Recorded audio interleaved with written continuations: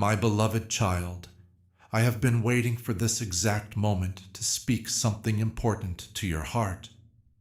Something that will transform the way you see yourself and the way you see me. I know everything about you. The person you show the world is not the real you, not the picture you changed and let other people see. I know the beautiful, complicated, and valuable real you. I'm here to tell you something great. I've thought about you all the time. I've never stopped making plans for your future that will be good. I know what you really want. I know the dreams you hold most dear.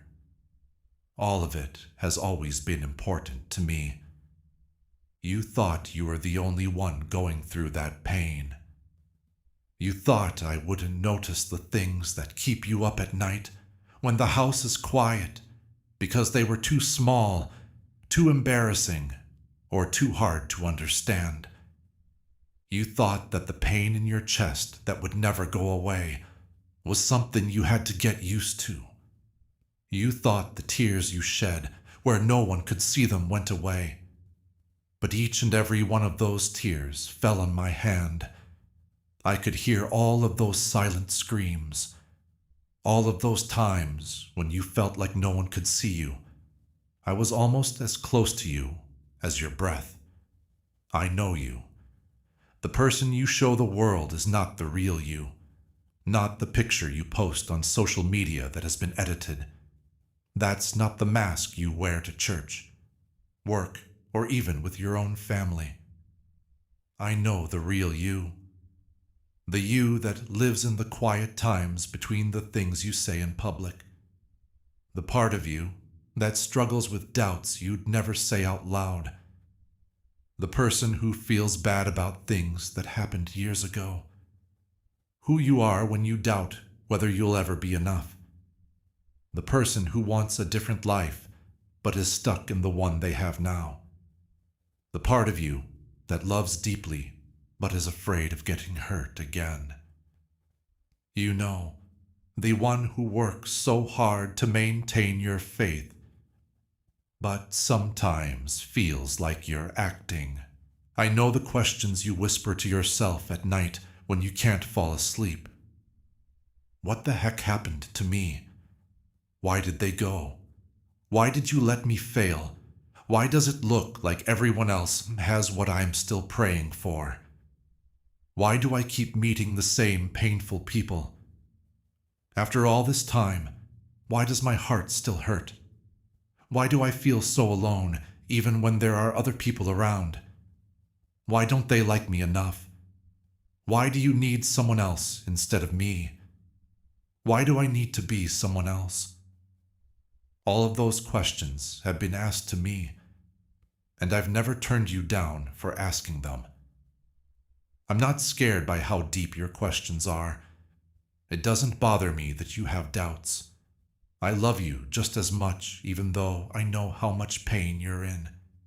In fact, you are closest to my heart when you are being completely honest, when you stop performing and start bleeding. When you stop trying to be someone else, you start being who you really are. And the real you is the person I made you. The person I love, the person I would do anything to save.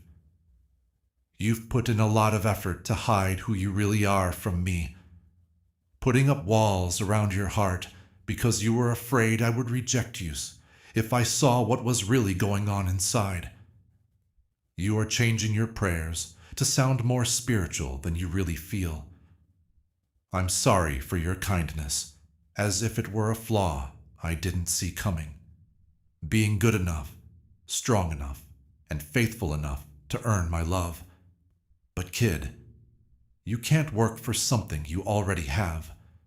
My love for you isn't a reward for being good. This is what your life is built on.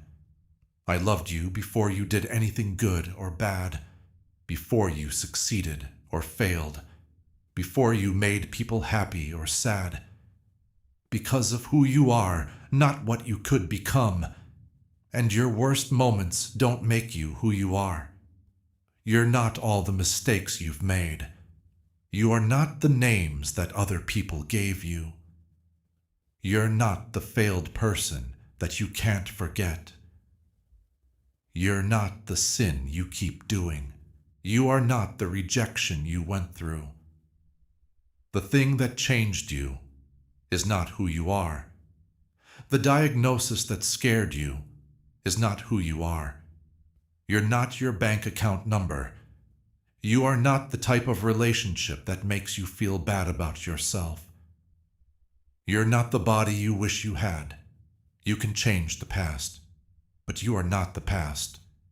You are my child, my creation, my beloved, my chosen, my prized possession, my masterpiece, the apple of my eye, the one I sing about, the one I adore, the one I gave everything to save, the one I would die for 1,000 times over, the one whose name is etched in the palms of my hands, the one I think about all the time, the one I am making a home for, and the one I can't wait to bring home. If you could feel even a second of how I feel about you, you would never doubt your worth again. I know what you have on you right now. You act like the weight on your shoulders isn't there, because you don't want to put it on other people. Your duty that you didn't ask for and can't give up. It's hard to keep other people happy when your own heart is breaking. The worry that things will break apart if you stop gluing them together. The kind of tiredness that comes from not getting enough sleep. The kind of tired that comes from fighting battles for years that no one else can see. It gets old to put on armor every day because you never know when the next blow will come. That weight looks like it's on you. I'm telling you right now that you were never meant to carry it by yourself. You are carrying too much weight for a person to handle. It wasn't meant to be shared with people who will judge you for having problems or who will take advantage of your weakness. But with me, you can see me right next to you, trying to get the load you've been carrying for a long time. Would you please let me carry what you can't? I want you to trust me with the things you've been trying to keep under control, asking you to let go of the weight you've been holding on to, because you fear that if you do, everything will fall apart. What if letting go doesn't mean giving up? You might not have to give up if you surrender. That thing you're holding so tight might be the one that's crushing you. What if I've been waiting for you to open your hands so I can give you something better? What if the reason you're so tired is that you have to do my work? What if I've been trying to take that load off of you for years, but you keep pushing it back because you think you need to show that you can handle it? You don't need to show me anything. I already understand what you can do. I know how strong you are because I made you strong. I made your limits, so I know what they are. I know just how much you can handle before you break. I also think the weight you're carrying now is too much. Because you are human, not because you are weak. People were not made to carry the weight of the world. I'm the one responsible for that. It was okay for me to carry a cross for you. Because I bore the sins of everyone, you can be free. Because I wanted to show you mercy, I took on the punishment you deserved. Why would I go through all that trouble just to see you fall apart under the weight of the things I paid to take away? And I know the kind of pain you're in that doesn't show up on any test. The kind that you can't describe to someone who hasn't felt it. That kind that makes you wonder if there's something deeply wrong with you that can't be fixed. When you thought you were finally healing, the sadness caught you off guard. You can still feel the pain of that broken heart years later. What let you down changed the way you see the world. It was hard to trust anyone again after that betrayal. The loss left a void that can't be filled by anything else. I was with you through all of that pain.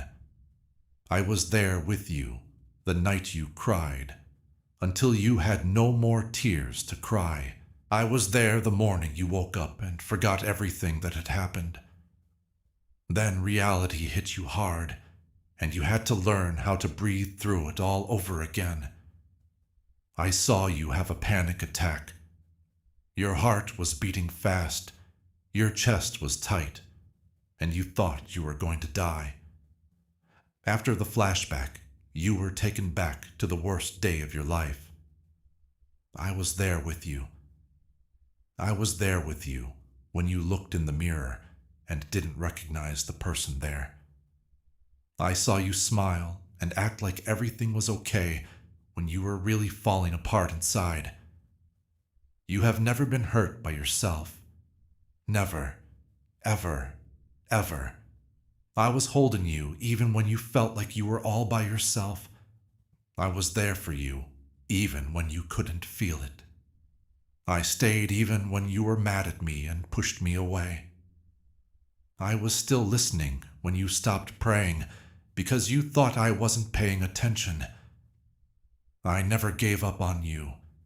Even when you did, I've been to every valley, desert, storm, dark night, lonely moment, hospital room, courtroom, funeral, end of an era, and loss. I've been there. I'm here. I'll be here forever. Also, I haven't just been seeing your pain. I've been gathering it, changing it, and getting it ready for something you can't see yet. I have been planting seeds in the ground of your future with every tear you have shed. Every bit of pain you've been through is being woven into a tapestry of redemption that you will one day understand. I will pour my healing power into every wound the enemy meant to kill you until it becomes your greatest testimony. Every setback you thought was the end of your story was actually setting you up for my return. I can use everything again because I don't waste anything. People throw away broken things, but I use them to make masterpieces. I make beauty out of the ashes of dreams that have died.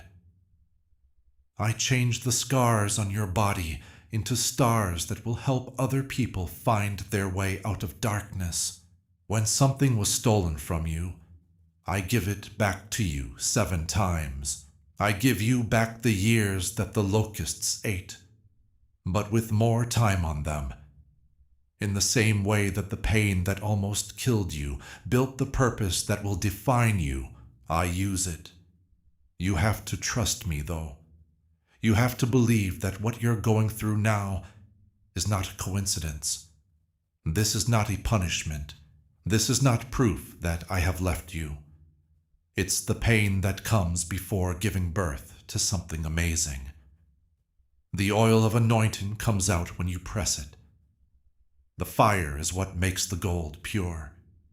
Things that can't be shaken are shown by storms. You get ready for the promised land in the wilderness.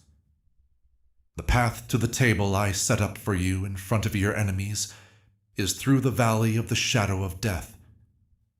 I know this is getting old for you. You want the breakthrough, not the breaking. I know you want me to skip to the good part and not make you go through all that pain. You must have asked me 1,000 times why I haven't answered your prayers for help. That being said, what if I haven't taken you out of this situation because I need to do something that can only be done here? What if the thing you want me to stop is exactly what I'm doing to get you ready for the thing you want me to send? You can't see what I see. When you look at your situation through the lens of your pain, Everything seems dark. But when I look at your situation through the lens of my plan, I see glory. I am seeing a purpose. I see an increase. I see victory. You wouldn't believe the future I see if I showed it to you right now. It seems too good to be true. You might feel like you don't deserve it. You might not think it's possible to get from where you are to where I am taking you. That's why you need faith.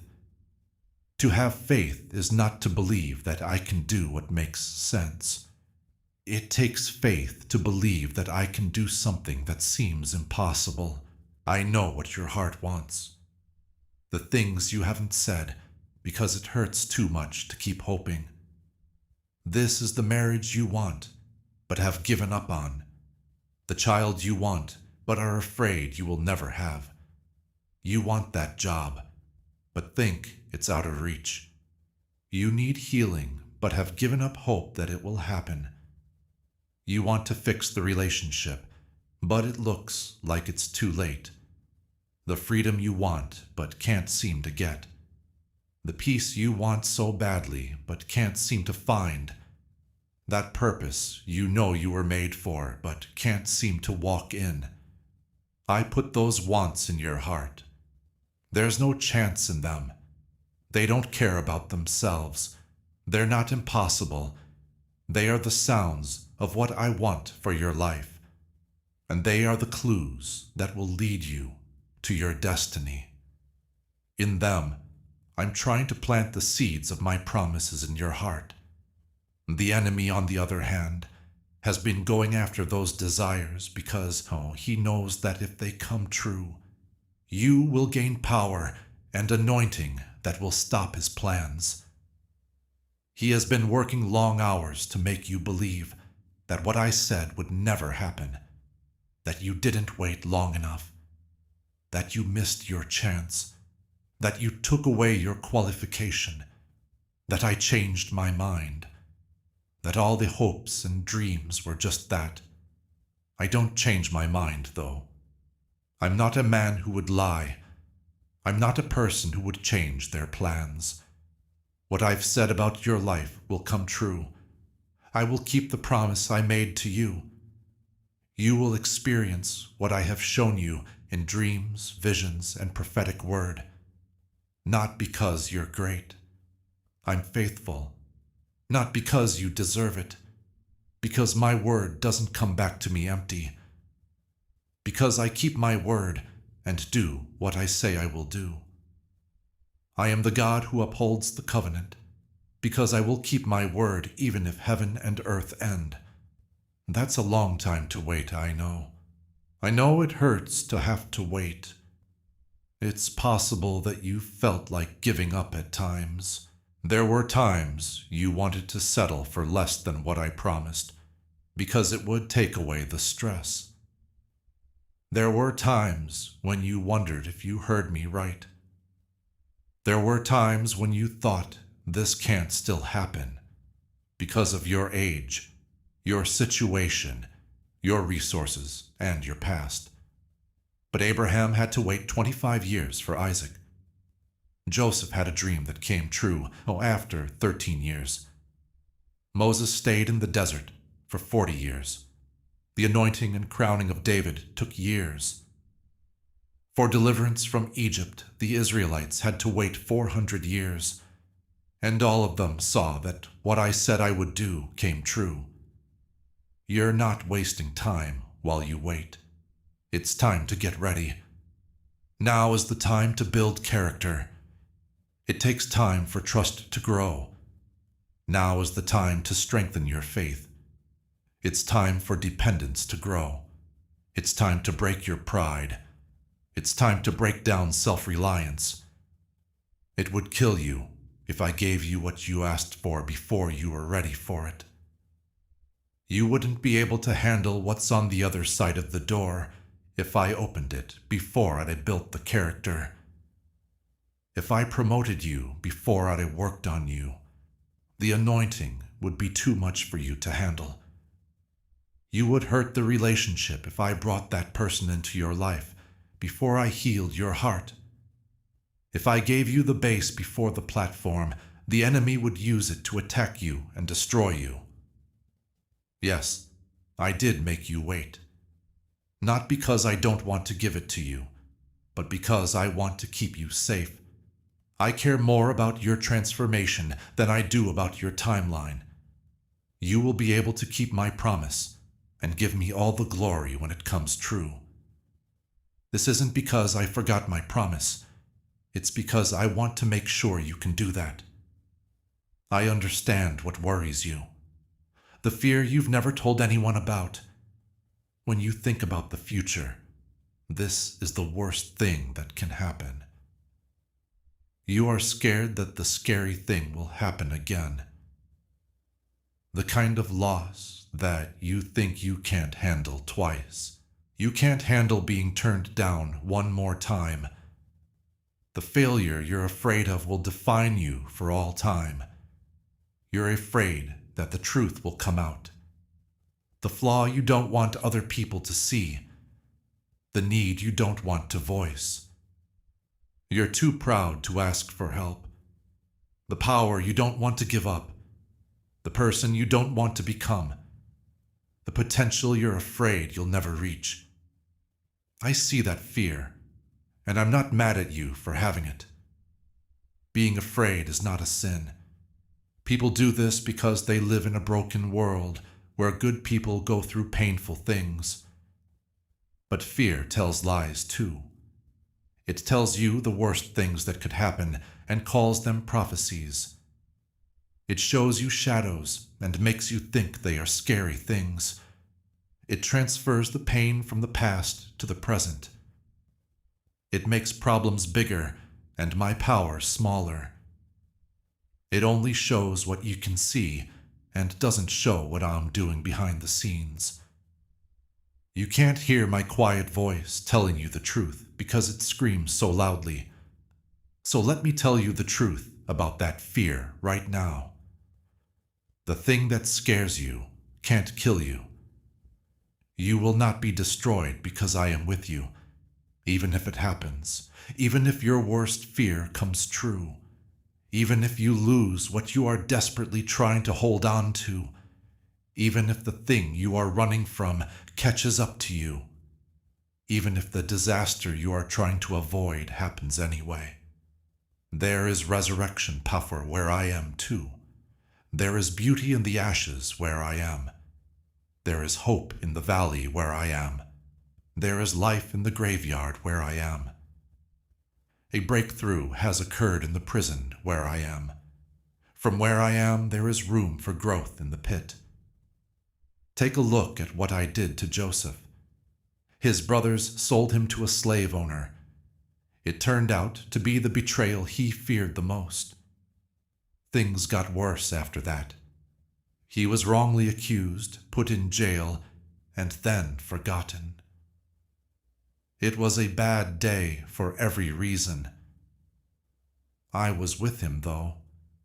Because I was with him, he did more than just stay alive. He did very well. He went from prison to the palace, from being rejected to being ruled, from being a victim to a winner, and from being forgotten to being admired. And the lie that was meant to destroy him turned out to be the key to his destiny. It was the pit that got the promotion. The prison turned into the setting. The purpose turned out to be the pain. That's what I do. I use the worst things that have happened to you to make the best things happen through you. The betrayal is now a testimony to me. The attack turns into an anointing for me. I use the setback to set up something else. I make a message out of the mess. I take the exam and use it as testimony. I take the trouble and make it a victory. I use the tragedy as a stage. Because of my pain, I am able to do ministry. I use the wound as a weapon, but please let me. If you want to trust me in pain, you need to stop trying to avoid it. Instead of running away from the fire, you need to believe that I am in it with you, and that only what needs to be burned will be stop fighting the process and start surrendering to its purpose. Stop trying to be in charge and start trusting that I am in charge. You need to stop asking me questions and start believing in me. Don't base your life on what you see. Instead, walk by faith. I know what some people have said about you. The words that hurt a lot and left marks. They gave you labels that you've worn ever since. What they said about you made you judge yourself. The criticism that made you lose faith in yourself. You thought something was wrong with you after being turned down. When someone else did something that made you feel like you'll never measure up. The rumors that hurt your reputation. Some people still believe the lies they told about you. The way they ignored your pain and played down your experience. The way they made you feel small, unimportant, and not seen. I heard all of those words. I want you to know that not one of them is true. Not the ones who said you'd never get anywhere. Not the ones who said you were too much or not enough of something. Not the ones that told you you weren't loved, wanted, or worthy. Not the ones that said you were a mistake, a letdown, or a mistake. Not the ones that said you'd never heal, never change, or never be free. That is, not the ones that said you were broken, or too far gone to be saved or fixed. All of those words come from broken people who are projecting their own pain onto you. They are lies from the pit of hell. And I'm going to tell you the truth over and over again until it drowns out all the lies you've taught yourself. You were made in a way that is scary and wonderful. You are God's righteousness through Christ. You have been picked out, honorable, beloved, and royal. It's not just that you've won. You are not the tail. You are the head. You are blessed coming and going. You are a new creation. You are forgiven, saved, and made whole again. What I say about you doesn't change no matter what other people say. I know what you've lost. The person who isn't here anymore. The breakup of the relationship. The chance that didn't come up. You can't get back that time. The fresh start that was taken away. The good health you used to have. When things were stable for you. The part of you that died during the trauma. It's not going to happen the way you planned. The dream you almost had but missed. The time you spent on something that broke down. The bet that didn't repay itself. That sacrifice that wasn't seen as important. The love that wasn't turned around. I saw you lose it. I could feel how sad you were. I saw you cry. When you couldn't stand, I held you. When grief took away your breath, I breathed for you. I walked with you through the valley when you were too weak to climb. When you were ready to give up, I kept your heart beating. I told you in a whisper in case you couldn't find any reasons to live. When you felt like you were by yourself, I sent people to love you. You didn't think you could make it through another day, but I gave you the strength to do so. Also, I want you to know that what you lost won't end your story. It's not everything in your life. It doesn't mean you're cursed, forgotten, or badly luck. You are on a journey, but that is not where you are going. There isn't a whole book in this chapter. It's only a season, not your whole life. You can trust me because I am the God of restoration. I am the one who gives back what was taken. I am the God who makes up for the years that the locusts ate. I am the God who mends wounds and mends broken hearts. I am the one who changes everything. I will make up for what you lost in one season in another. I will give you back what was taken from you by force. I will return what the enemy took during the night and the morning. I will bring back to life what you thought was lost forever. I will bring back to life what you buried in grief. I will bring back what you gave up. I will bring you back to what you left in pain on purpose. I will bring back to life what you thought was dead. The restoration might not look exactly like what you lost, though, because what I give you is better than what was taken some of the time. I don't always just fix old things. Here's something new for you. I don't always bring back people who have left. I'll bring someone who is better for where you need to go. I don't always put you back in the job you lost. I open the door to the job you were meant to have. I don't always bring back old dreams. I give you a new vision that fits better with my will for this time in your life. You have done wrong things, I know that. The ones that keep coming back to haunt you, the ones you wish you could take back, the ones that make the people you care about hurt, the ones that really cost a lot, the ones you punish yourself over and over again. You think I'll never forgive those people, the ones you can't forget or forgive, when you broke your promise to be honest, the time you gave in to your urges. You can't take back the angry words you said. What a chance you missed. The alert you disregarded. The person you turned into after you broke up with me. That which you picked led you to a path you swore you would never take. I know everything. I also forgive you. Not just partly, but totally. Not under certain conditions, but always. Not reluctantly, but with all of your heart. You can be forgiven for all the sins you have done and will do in the future because of Jesus' blood. My grace can cover any sin. My mercy extends to any mistake. My forgiveness covers all kinds of mistakes. My light can save any past that is too dark. But you need to let go of the guilt. Stop going over your mistakes in your mind over and over, as if punishing yourself will make up for what you did. It's not going to happen. I don't want you to punish yourself. Your repentance is what I want. I don't want you to feel bad about yourself. It's your surrender that I want. I don't want you to have to pay for your sins for the rest of your life. Let go of your guilt and accept my forgiveness. Leave behind the person you were and become the person I made you to be. Before you judge yourself by your worst moment, I want you to judge yourself by my grace.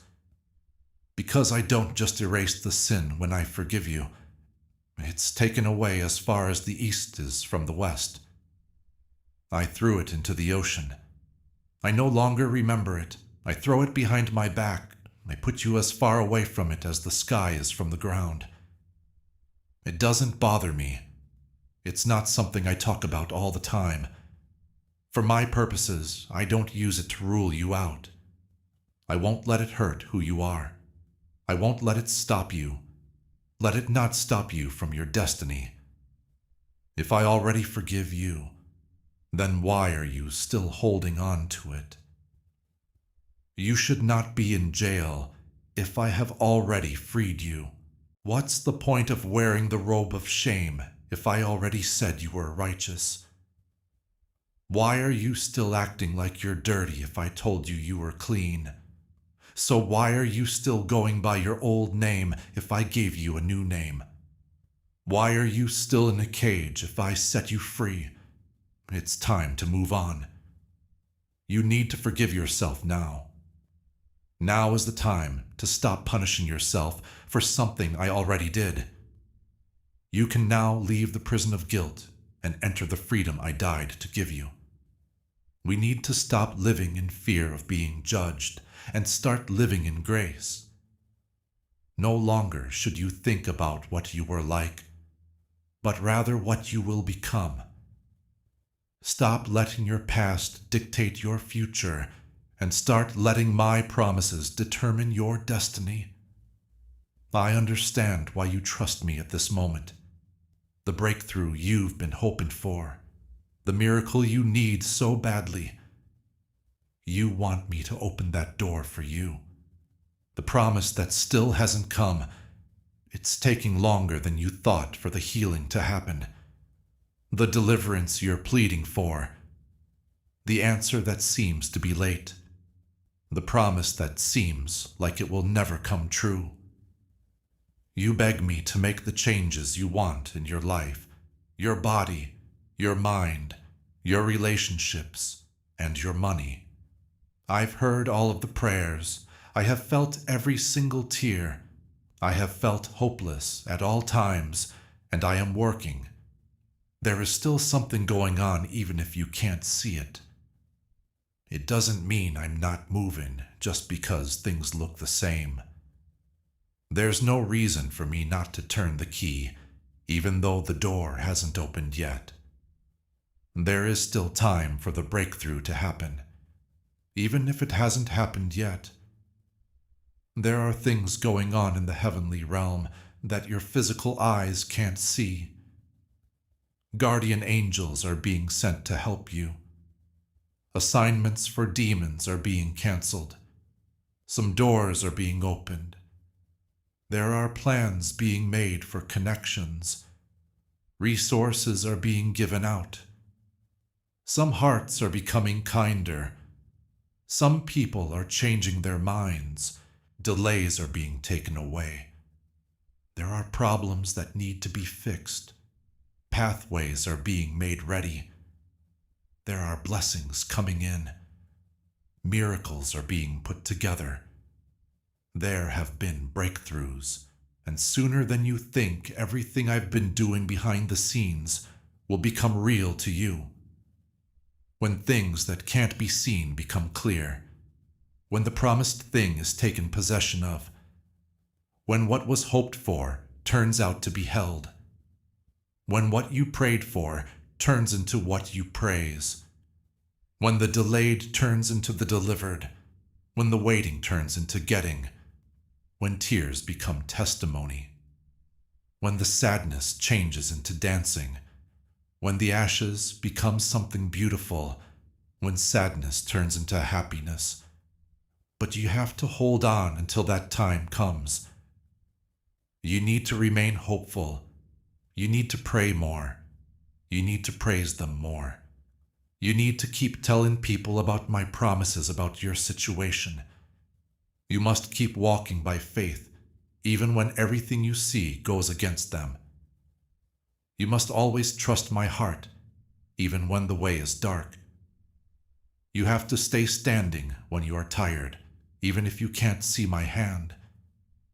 Even when you feel like giving up, you have to keep fighting. Even if hope hurts, you have to keep it, so you don't give up right before the breakthrough, because the enemy wants you to. He wants you to leave just before the harvest. Just before the door opens, he wants you to leave. Just before the promise comes true, he wants you to lose faith. Just before you cross the finish line, he wants you to pass out. He has known you for a long time and knows exactly when you are most likely to give up. And he plans his strongest attacks for that exact moment. He puts down your spirits when you are already tired. You are already having doubts when he hits you with more. He makes you scared when you're already scared. After making it hard for you to believe the truth, he starts telling you lies. But I tell you not to give up. Not now that you've come this far, not after going through so much already. When the breakthrough is so close that you can't even picture it, that's not how it works. Not since I have already made plans for everything. Not now that the answer is on its way. Not when the miracle is already packed up and on its way to you. Not right now. because the door is about to open. Not right now, because your name is going to be called. Not right now, when the seasons are changing. Wait a minute. Do not give up. Don't move. Don't give up. Don't give up. Refuse to surrender. Do not go back. Don't give up. Keep your faith. Don't give up. Hold on to what I told you. Remember what I told you I would do. Don't give up on what I started in you. Do not turn away from what I'm giving you. Do not rule yourself out of the things I have qualified you for. Do not try to talk yourself out of what I told you. Don't let fear destroy what your faith has made. Don't let giving up ruin what your devotion has built. Do not let the short term overshadow the long term. I understand how you feel. Even though you've been faithful, it looks like other people who did less got more. Even though you've been working hard, it looks like people who haven't tried as hard are getting promoted. It looks like people who didn't plant anything are harvesting while you've been planting seeds. Even though you've been honest, it looks like those who lie and cheat are getting ahead. Your turn has come, but it looks like everyone else is getting ahead of you. It seems like nothing is working, despite the fact that you have done everything right. You can't see that I've been watching, though. I can see every faithful act that was done when no one else was around. I see all the things you gave up that no one noticed. Every time I look, I can see that you chose obedience over ease. I can see every time you did something nice for me, that it cost you something. I can see every tear you shed like a seed. I see all the times you didn't give up when it would have been easier to do so. I know about every battle you fought behind my back. I can see all the temptations you resisted. That's how I know you chose forgiveness over anger every time. I see all the nice things people did, but didn't notice. If you ever didn't feel like praying, I see all of them. Every praise song you sang brings tears to my eyes. I see everything, and I'm getting you a reward that is much better than anything you gave up. I am getting ready for a harvest that will be much bigger than the seeds you planted. I'm making a blessing that is so big that you won't be able to hold it all.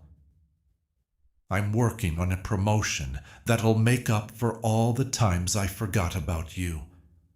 I am preparing a vindication that will silence every voice that doubted you.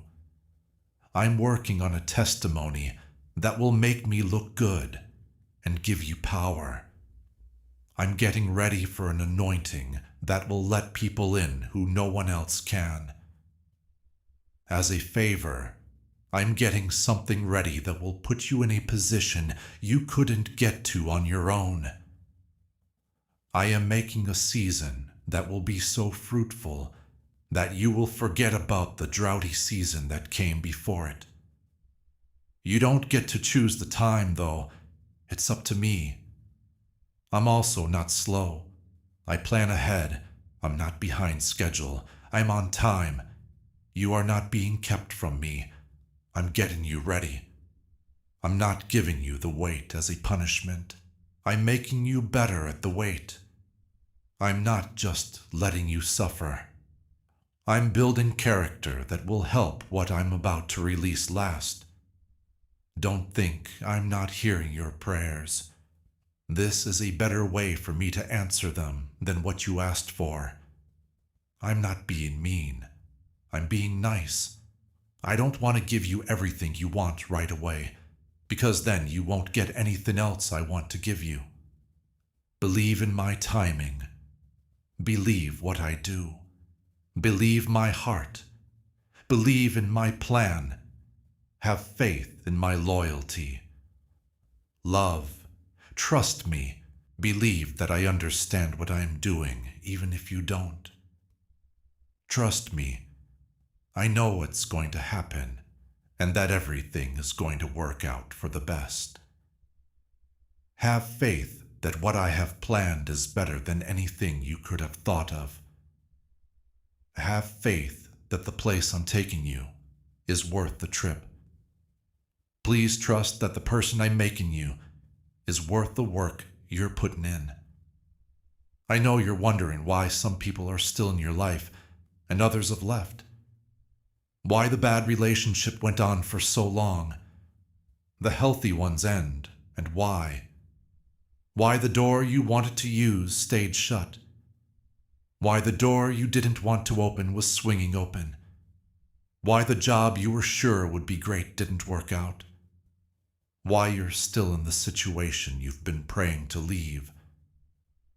Why the person you thought would be with you forever ended up teaching you something. The one you barely noticed ended up being a blessing. I let it happen. Not because I wasn't paying attention, but because I was telling you what to do. I didn't not care about your preferences because I liked your purpose more. I didn't mean to hurt you. I knew that experience was the only way for you to learn and grow. I was guarding your destiny, not because I wasn't watching out for your heart. There are people who were only meant to be in your life for a short time. These things had a purpose. They taught you something. They showed you something you needed to see about yourself. They showed you things you don't want.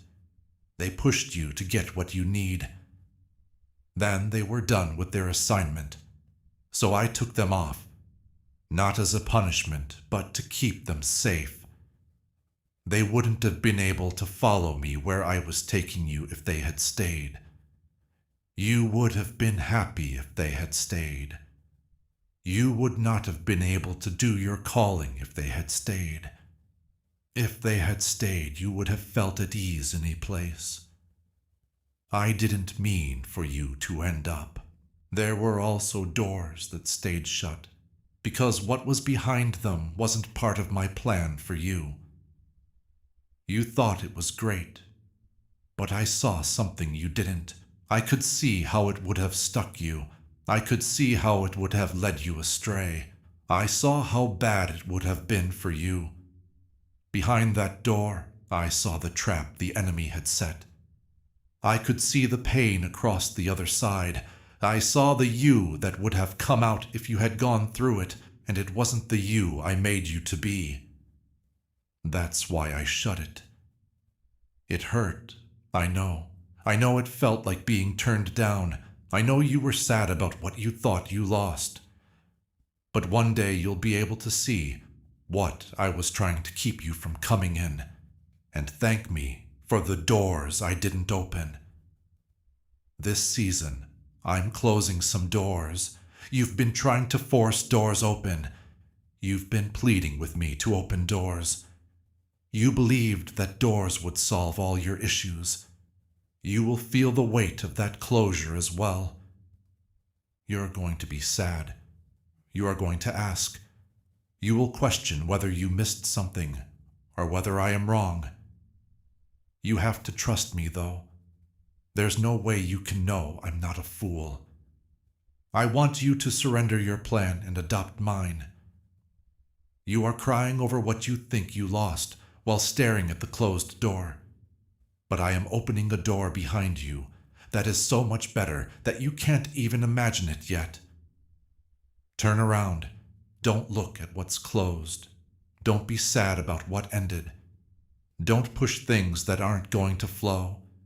Don't chase things that are running away from you. Don't hold on to things that are going away. Don't pray for things I've already said no to. What am I doing? Turn around and look at me. Check out the new door. Look at the new chance. Check out the new link. Check out the new season. Please look at the new version of yourself that I am making. See the new thing I am putting forward. Check out the new level I'm taking you to. I understand that your heart is heavy right now. You have loads on your shoulders that I never asked you to have. Keep the pain inside you. I've been trying to get better. You are arguing about things I have already said. You're fighting fights that I already won. You're trying to fix things that I already fixed. You are trying to change outcomes that I have already decided on. You're upset about things I've already figured out. Your mind is on the future. I already have it in my hands. Give it up. Let it go. Please give it to me. It includes every expectation, every need to understand, every need to control, and every need to know how, when, and why. Let everything go. Put it down at my feet. Let me handle it. You can trust me to do what you can't. You can trust me to fix what you can't. Believe that I can heal what you can't. You can count on me to give you what you can't. Trust me to figure out what you can't, since I'm God. It means I am the beginning and the end, the first and the last. The universe was made by me, and all living things depend on me. I wrote your story and will finish your faith. I'm the way when there isn't one, the bright spot in the dark, the hope in a situation where there is none, the calm in the storm. What's strong about being weak? The service provider is missing, the one who heals sickness. This is the deliverer in prison. He is the savior in sin, the one who can fix everything that's broken.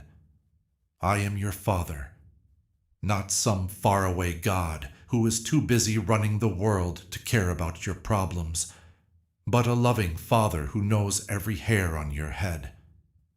A father who can hear you both softly and loudly. A father who comes running when you're still a long way away. A father who is happy for your wins and sad for your losses. A father who treats his kids badly because he loves them, not because he is mad. A dad who gives his kids nice gifts. A father who will always be there for you and never leave you. A father who is on your side and not against you. A father who loves you and always will. Also, as your dad, I want you to trust me. I want you to trust that I have your best interests at heart. Please rest in my love, even if you don't understand how I work. To surrender your will to mine, I beg you. I want you to let go of the false idea that you are in charge and accept that I am in charge. I want you to stop trying so hard and start resting. Stop doing things for other people and start receiving them. I want you to stop working and start having fun. Instead of trying to be enough, I want you to believe that you are enough because of me. You're good enough because of who you are, not what you do. My beloved, my child, the thing I made. You don't need to prove your worth. You don't have to work for my love. You don't have to perform for me to like it. You don't need to be perfect to fit in. You don't need to be perfect to talk to me. There's no need for you to clean up before I hug you. Come as you are. Messy, broken, lost, hurt, angry, skeptical, struggling, and failing. I will meet you right where you are, no matter how you look or change, since that's what I do. I meet people who are a mess. In the storm, I show up. I go into the fire. I go into the lion's den. I go down into the pit. I go into the jail. I'm sitting with you in the ashes. I'm here with you in the valley. I'm not scared of your darkness. I am not scared by your doubt. Your questions don't bother me. I'm not shocked by your sin. I'm not shocked by your problems. I've seen everything. Everything I've heard. I still love you. I still pick you. I still want you. I still have plans for you. I still believe in you. Those plans are good too. They are plans to make you rich, not to hurt you. plans to help you feel hopeful and secure about the future, plans that are bigger than you think, plans that will affect not only you but also people who come after you, plans that will make me look good and make you happy, plans for using your skills, experience, and scars to help others find healing. There are plans that will make you a light in dark places, plans that will give you a voice for those who don't have one, plans to give you power you didn't ask for and favor you didn't deserve, but I gave you for free. However, you must surrender your plans in order to follow through with those. You need to write down your plans. You need to give out your schedule. You need to let go of your hopes and dreams. Stop trying to plan how things will turn out. You need to stop changing the facts of the situation. You need to stop pushing doors open. Stop telling people what to do. In your own life, you shouldn't be God. There is only one God, and it's not you. It's me. I'm good at being God too. I've been doing it for all time. I don't need your help. You don't have to figure everything out for me. I don't need you to know everything. You just need to believe me. You only need to do what I say. You only need to follow me when I say to. You only need to move when I tell you to, and rest when I tell you to. The tears you've shed are not in vain. I've been putting them in a bottle. There is a seed planted in the ground of your destiny in each one. And one day, those seeds will burst through the ground and offer a harvest so rich that you will hardly recognize your own life. The pain you went through will lead to a testimony that frees prisoners. You lost something, but now there will be something better than what you had. The betrayal you went through will help you make smart decisions that will keep you safe in the future. The fact that you were turned down will make you want my acceptance even more, because that's the only kind that matters. Having failed will teach you to be humble, which will get you ready for the success I'm bringing. There is no waste. Everything serves a purpose. It includes every tear, every test, every tribulation, every trouble, every trauma, and every tragedy. Everything is coming together to make a tapestry of redemption that will one day make you cry tears of thanksgiving instead of sadness, because it will be clear to you what I did. You will understand why I let that happen.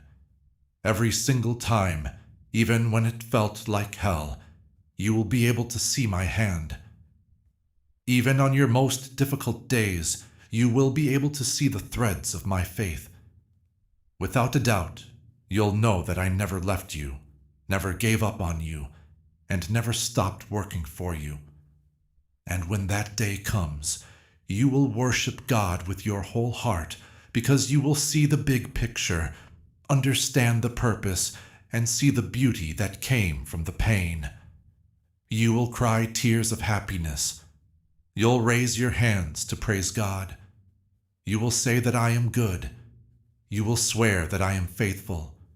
That you will tell everyone who will listen what I did for you, how I saved you, healed you, delivered you, restored you, redeemed you, turned your sadness into dancing, or your ashes into beauty, your mess into a message, and your test into a testimony.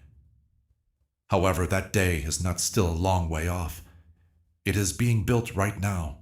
While you are having a hard time, you are building that testimony every time you choose faith over fear. You are making that tapestry every time you choose worship over worry. You plant the seeds for that harvest every time you choose obedience over comfort. You are writing a story that will last forever every time you choose to trust me, even when nothing makes sense. Don't hate the day of small beginnings then. Don't think less of the process just because you can't see the end result yet. If you can't picture how it will end, don't give up in the middle. If you give up when things get tough, you will miss out on the good times. Don't let the pain of now take away from the happiness I have planned for you in the future.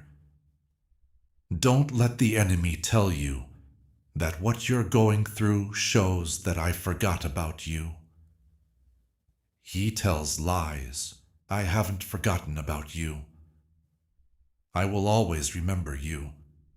I have written your name on the palms of my hands. I think about you all the time. It's okay for me to work for you while you sleep. There are battles going on that you don't even know about. You can't see me, but I'm moving chess pieces around. As I make connections, open doors, release resources, shift atmospheres, prepare hearts, change minds, remove obstacles, clear paths, and make ways where there are none, I am orchestrating everything. I need you to know something deep down right now. You're not by yourself. You've never been by yourself. You'll never be by yourself. I'm with you. I'm in you. I stand with you. I'm all around you. I am looking out for you. I'll show you the way. I am taking care of you. I'm going to fight for you. I'm going to speak up for you. I'm making everything work out for your good. I'm getting you ready for a purpose. You are getting stronger because of me. You are getting gifts from me. I am letting you in on a secret. I'm getting you closer to me.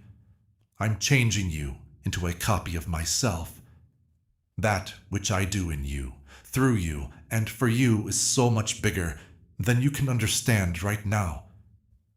Lift your head, wipe your tears, straighten your shoulders and take a deep breath. Then decide right now that you will trust me. You're going to trust me. You're going to praise me. You're going to honor me. You are going to do what I say. You're going to follow me. I'm going to get you to surrender. You are going to rest in me. It's not because your life has changed, but because you know the person who can make your life better. Not because you know all the answers, but because you know the one that will work. Not because you can see the way, but because you know the person who leads the way. Not because you think you're strong, but because you know who you are strong in. I love you. I love you always. I love you always.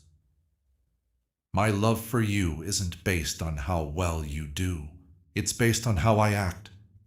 My love for you stays the same no matter how you feel. It stays the same and doesn't change. My love for you isn't based on things. It's a covenant. It's not just surface love. I love you deeply. It is a sacrifice. On the cross, I showed you how much I love you. Giving up my son for you showed how much I love you. Giving your life for a friend is the greatest love there is. That's what I did. Not when you were good, but when you were bad. Not when you were perfect, but when you were a mess. Not when you were worthy, but when you really needed it. That's what I am.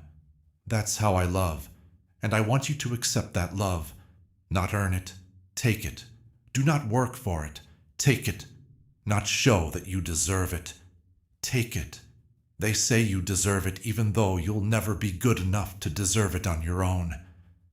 Because I said you were righteous. Since I cleaned you up. Since I made you new. Because I claimed you as mine. And no one can take back what I've said. No enemy can take away what I have built. What I began in you, I will finish. I will keep the promise I made to you. Hold on to what I said. Make them the rulers of your life. Ask them to help you with your situation. You can use them to help you understand what's going on. Let them be the thing that holds you up when things get rough. They should be the thing that keeps you going when you want to give up. Let them be the truth that stops the enemy's lies. They should be the base of your life, because everything else will shake, everything else will not work. It will all fade away. But I will never break my word.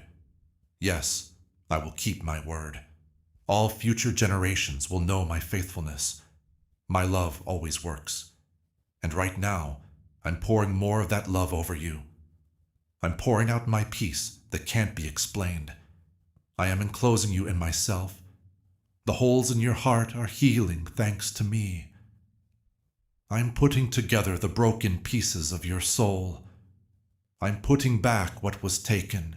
I'm getting back what was lost. What was dead is coming back to life. I'm making you think again. I'm making your spirit stronger. You have hope because of me. I'm making your faith stronger. I want to remind you of who you are and whose you are. I own you, and you own me, and nothing can separate my love from you. Not life or death, angels or demons, the present or the future, height or depth, or anything else in the world. There is nothing that can separate us. Stop telling yourself that you did something so bad that I can't forgive you. Don't believe the lie that you're so far away that I can't reach you. Don't believe the lie that says you're too broken to be fixed. Don't believe the lie that says you're too broken to be used. Don't believe the lie that your best times are over. Don't believe the lie that you missed the chance.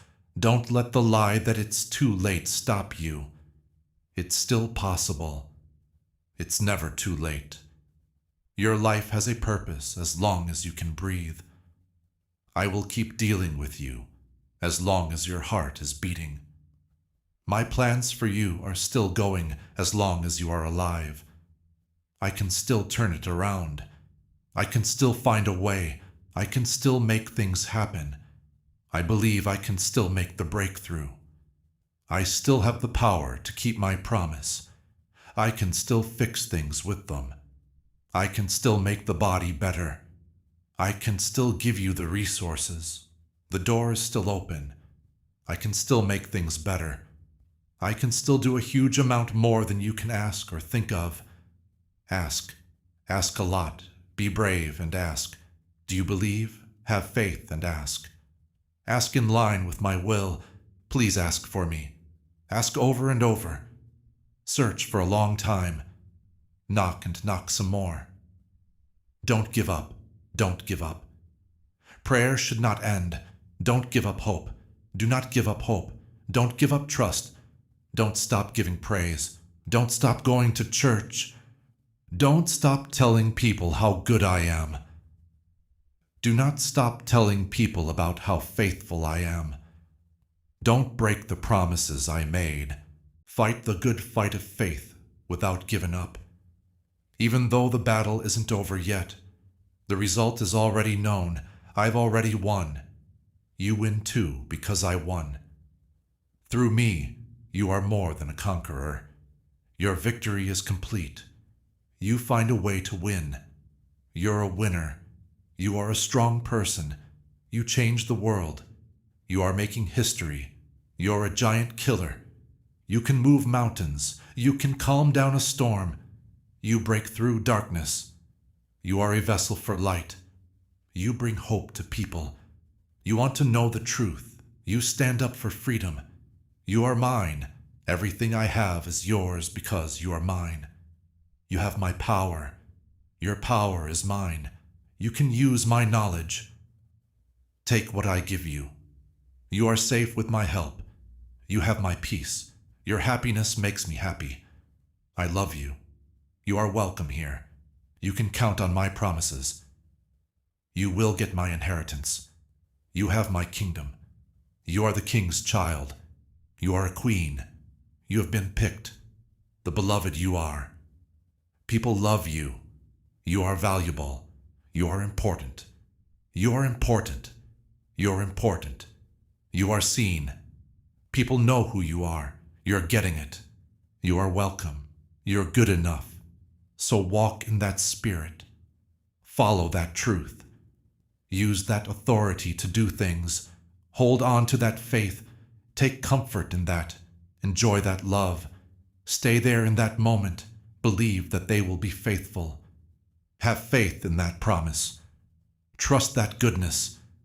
Declare that you won. Take back that inheritance. Hold on to that land. Come into that rest. Take that blessing. Accept that calling. Carry out that purpose. Finish that assignment. Finish the race. Don't lose faith. Fight that battle. Win that fight. Get across that finish line. Because I am with you every day, every moment, in the valley and on the mountain, in the storm and the calm, in the darkness and the light. While you wait and while you receive, while things break and while they build, while you mourn and while you dance, while you plant and while you harvest, during the question and during the answer, during the process and during the product, during the journey and when you arrive. I will always be with you, never fail, never make an exception, never come to an end. I know that sometimes the silence is too loud to hear. It feels like when you pray, your words hit the ceiling and then fall back down. You pray and wonder if I'm paying attention.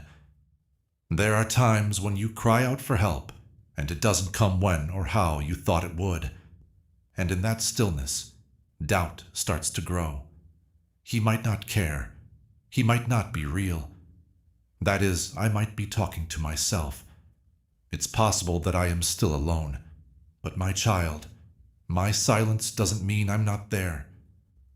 Denial is not what my delays are. My waiting room is not where I get turned down. You're getting used to hearing my voice in a new way, so I'm quiet sometimes. I sometimes wait because the time isn't right yet. I make you wait sometimes because what I'm making needs more time to fit together perfectly. Take a look. A farmer doesn't dig up a seed every day to see if it's growing after planting it. Wets it down. He keeps it safe. He waits. And something amazing is going on deep underground where no one can see. It's getting roots, getting stronger. Life is coming back. When the time is right, that seed will break through the surface and become everything it was meant to be. That's what I'm doing with you. There is something I am doing that you can't see yet, that is going on below the surface of your situation in the spirit world. It's getting roots, getting stronger. A breakthrough is happening. All the things I've been doing behind your back will soon come together one day. I know you want to know why some prayers are answered right away, and others take years. What's the difference between healing that person right away and healing you now? Why did I open that door for them in a week, but not for you for months? When did they get their breakthrough? They only prayed once, but you've been praying the same prayer for years. It doesn't seem fair. I feel like I have favorite things. It seems like I love them more than you. But that is not at all what it seems. It's not my favorite. You are not the same person as my children, but I love them just as much as you do. You don't have the same calling. You are not given the same task. Your destiny is different from mine. They quickly learned what they needed to know. It will take longer for you to learn what you need to. I'm not building the same thing in them as I am in you. And what you want is so much less than what I'm building in you, that you would settle for less than my best if I gave you what you want right now. In answer to your prayers, I'm not the only one. I'm making you a better person. I'm not just taking care of your needs. I'm making your faith stronger. I'm not just here to solve your issues. I want you to learn to trust me, even when things don't make sense. I'm not just giving you what you want. I'm getting you ready for what you were called to do. There needs to be a way to do that. That takes some time. That needs time and patience. Perseverance is required. That means you have to believe even when everyone else gives up. That means you have to stand up even though you want to sit down. If you feel like complaining, you must continue to praise. When you feel like giving up, you must continue to trust. I know how suffocating it is to be alone. There are times when you're with other people, but feel completely alone. You're in relationships, but you don't feel seen. While talking, you feel like you're not being heard. You're with a lot of people, but you feel alone. It's not about being alone that I mean by loneliness. People don't understand what it means. It's about carrying things that no one else can understand. It's about going to war with things that no one else can see. It's about being in pain that no one else understands. It has to do with having a calling that no one else gets. It's about going down a path that no one else is taken. I have something to tell you that will change the way you see things. Being alone for a while isn't always a bad thing. They are getting ready.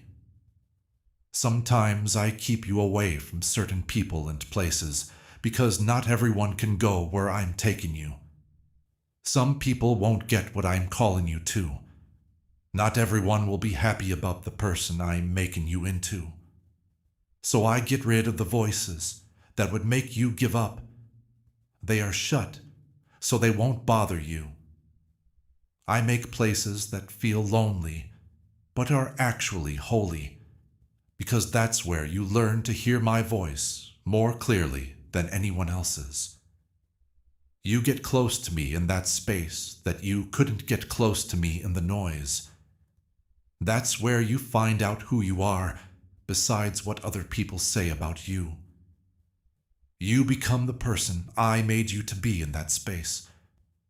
It does hurt, though. To be honest, it's not fun. You do feel like you're missing out. When you look back on this time of being alone, you'll know it wasn't because you were rejected. Choice was made. I chose you for something important. For a purpose, I set you apart. You are not meant to blend in, so I took you away from the other people. You're supposed to stand out. You are not meant to follow the crowd. You have been asked to lead. You're not supposed to go with the flow. You are being told to swim against the flow. You are not meant to be well known. You have been given the power to be strong. You're not supposed to make everyone like you. I want to use you. I know that sometimes you feel like you've failed at life. You can see the difference between where you thought you would be now and where you are now. It seems impossible to close that gap. You can see the goals you failed to meet, the relationships that didn't work out, the chances you didn't take, the chances you think you missed, the years you wish you could go back to, what you wish you had not done, the routes you wish you hadn't taken, and you're not sure if you're still good enough for my best. You are not sure if you have done enough wrong. You're not sure if it's still possible to change course. You doubt your worth and wonder if you'll ever be important. But let me tell you the truth now instead of that lie. You're not a loser. You are doing something. You have not ruled yourself out. You've learned things that will help you with the next step. You didn't waste time. You have learned a lot. Your calling has not been missed. You're about to walk into it. You learned something from every wrong turn. Every closed door led you somewhere else. Every mistake made you better. Every mistake made you stronger. Every delay made you better. Every loss led you. There's been no waste. Even when it seemed like everything was going wrong, it was all working out for the best. Take a look at Peter. He turned me down 3 times when I needed him the most, in my darkest hour. He said he didn't know me at all. Peter had a reason to not be eligible, more than anyone else. He was the one who had every reason to think they had missed their chance. I didn't see him as the man who turned me down, though. I imagined him as the preacher whose words would move 3,000 people to faith in one day. It seemed to me that he would become a church leader. I thought of him as the man whose shadow could heal people. I could see past his failure and into his future. And I'm giving you the same. I'm not interested in where you've been. Take a look at where you're going. What you did wrong doesn't bother me. My mind is on what I can do to make your life better. I am not keeping track of your mistakes. You're on my list of faithful people for another chance. I know how bad the guilt makes you feel. The things you did that you can't take back. You can't take back the things you said. The pain you caused that you can't take back. You can't get back the time you lost. You can't fully fix the trust you broke. You wish you could go back. You wish you could go back in time and make a different choice. You wish you could get rid of some parts of your story. You wish you could start over. What if I told you I could do something better than erase your past? I can get it back. I can use the things that make you feel bad about yourself to make myself look good. The worst parts of your story can become the most powerful parts of your testimony with my help. What went wrong with you can help someone else avoid making the same ones. I can turn the hurt you caused into compassion that helps people get better. I can use the brokenness you caused to make you a wounded healer who can help other people who are broken. What was meant to hurt you, I can use to make you who you are in a way that makes me look good and gives other people hope. To save someone is the power of redemption. It doesn't get rid of the past. It makes it right. It doesn't act like it didn't happen. This thing has a purpose for using it. There are scars there, though. It makes them shine like stars. It doesn't cover up the wounds. It turns them into wise people. It doesn't hide what's wrong. It becomes a message. That's what I am. That's what I do. God of the comeback is me. I am the God of taking a turn. I am the God of second chances. I am the God of second chances. I am the God who fixes things that are broken and makes them lovely. I am the God who brings the dead back to life. I am the God who makes things possible, even when they seem impossible. I know that you feel like your life is stuck and no longer moving forward while everyone else's is. It feels like you're running in place while everyone else moves forward. You feel stuck in a chapter that you can't end while everyone else starts new books. Like you always want something to change, but it never does. It gets more and more frustrating. The hopelessness gets worse. Because you were made for more than this, the restlessness gets worse. You already know. I understand. But the breakthrough hasn't happened yet for some reason. The door hasn't opened yet. Things still haven't changed.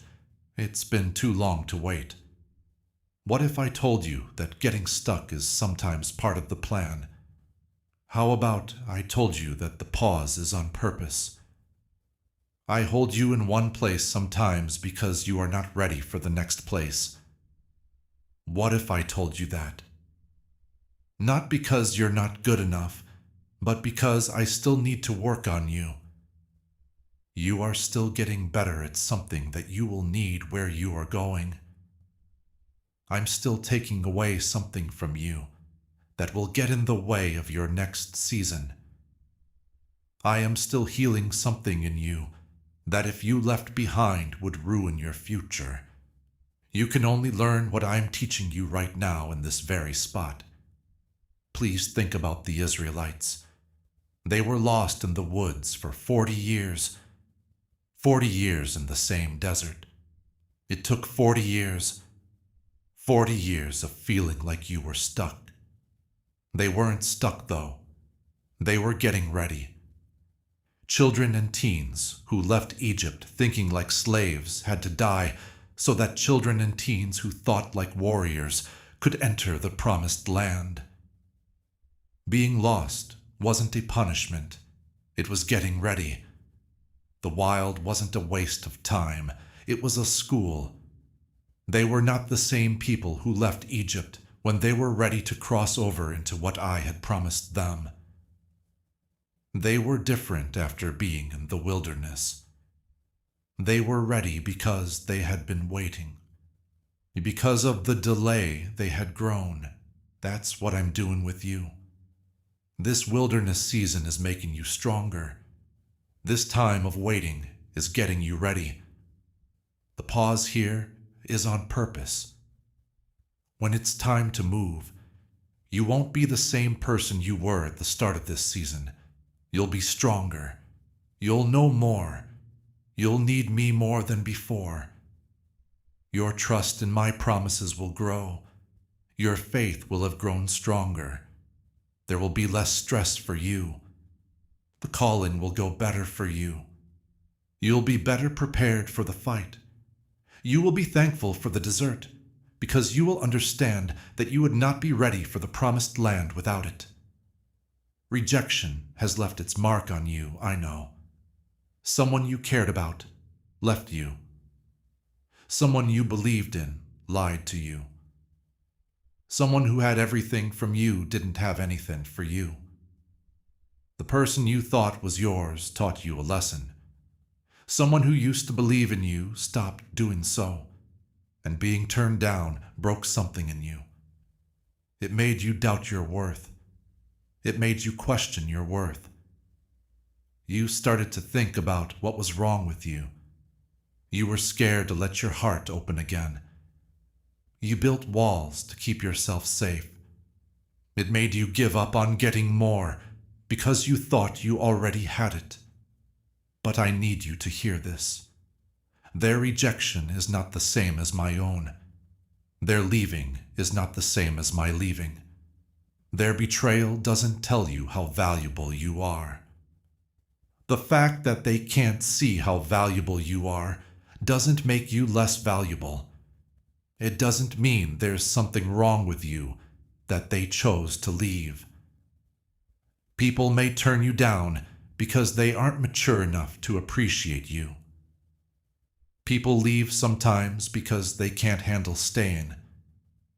People lie because they are too hurt to be loyal at times. People can't always see how valuable you are because they are too focused on their own problems.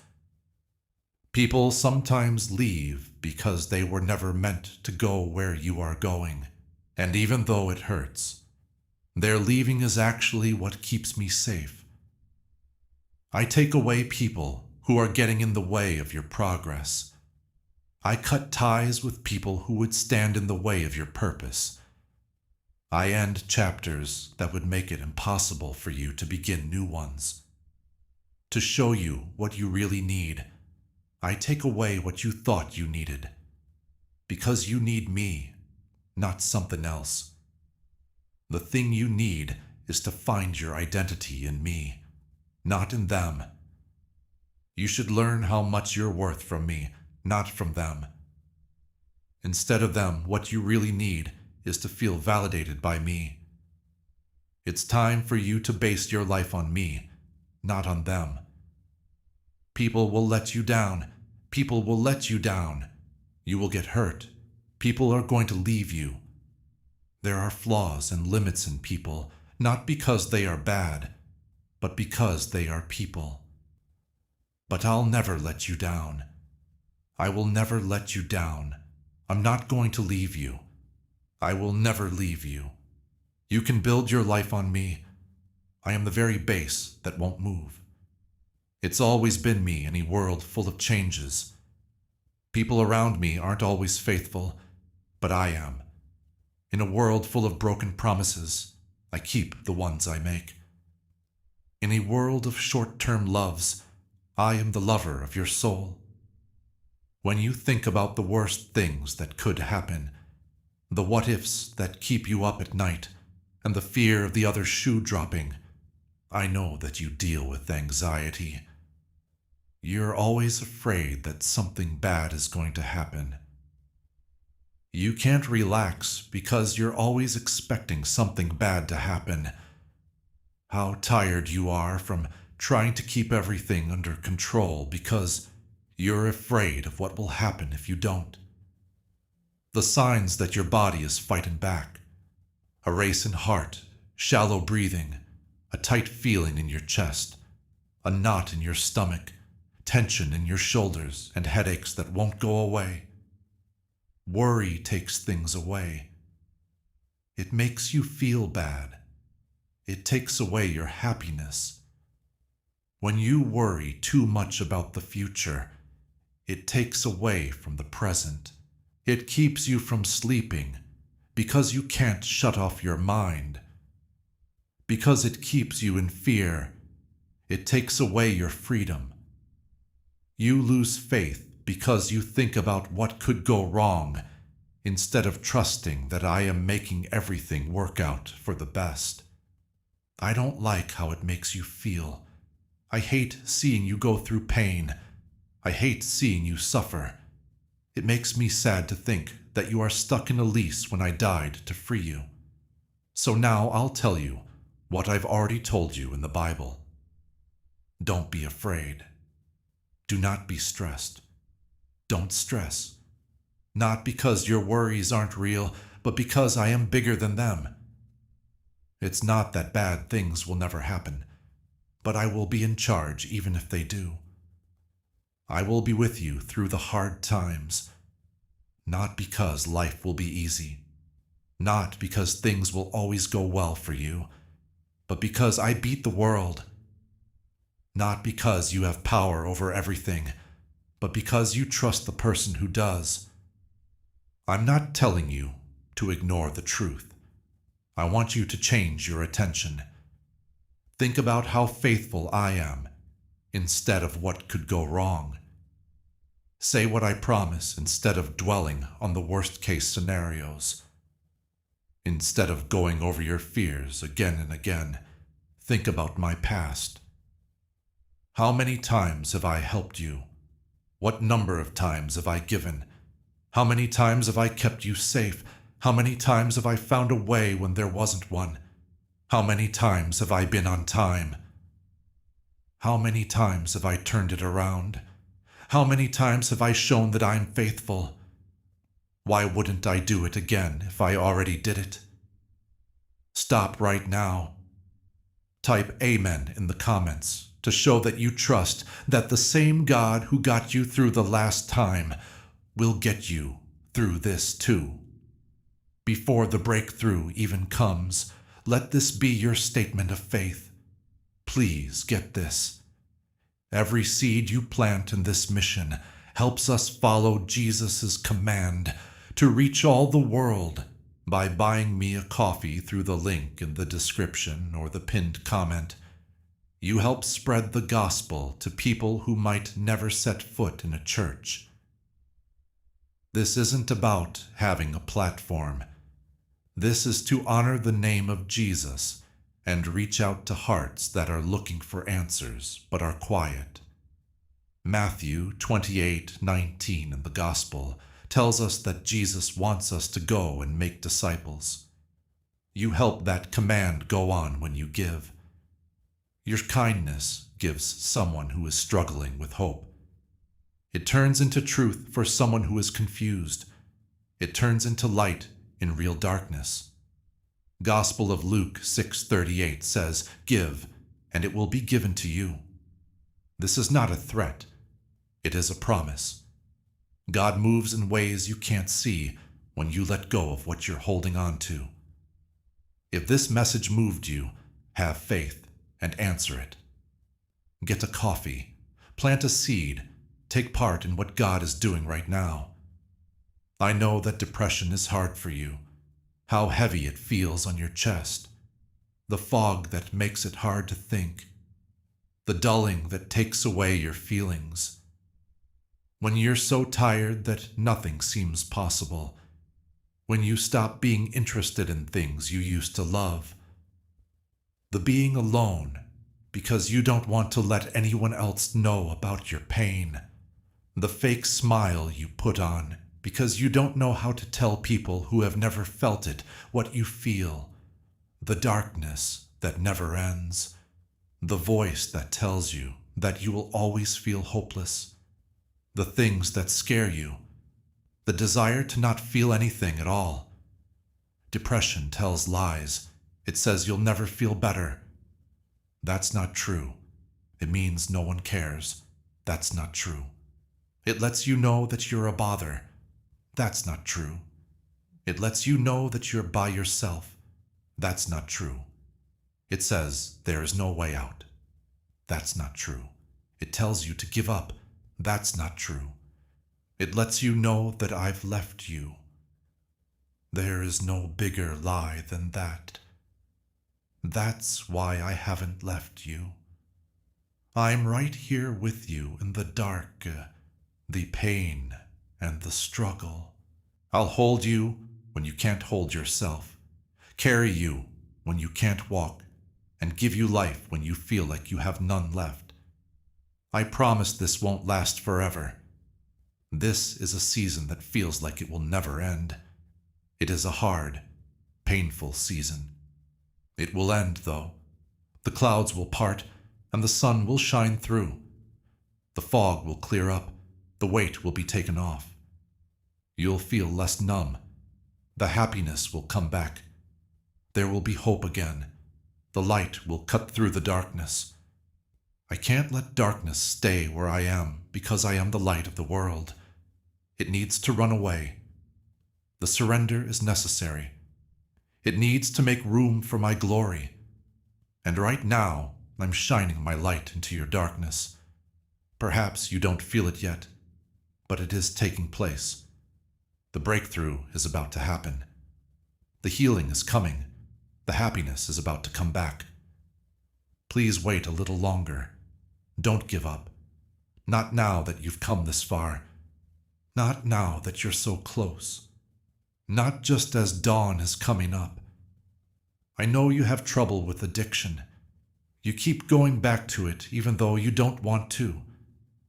No matter how hard you try, you can't seem to break the habit.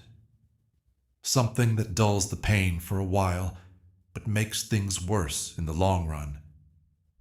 The bad habit you feel bad about, but can't break. The secret you're scared everyone will find out. What makes you feel stuck is the cycle. You broke the promise you made to yourself again. The sadness you feel about yourself. The hate for oneself. That you are too weak, hurt, or lost to ever be free. But let me be honest. Your addiction is not who you are. It's your jail. I have the key. Freedom is possible. You can be delivered. There is a breakthrough. That's not because you're strong enough to handle it on your own. It's because I am strong enough to handle it in you. Not because you have the willpower to fight back. You can't. It's because my strength is made stronger by your weakness. It's not because you have what it takes. It's because I do, and I live in you.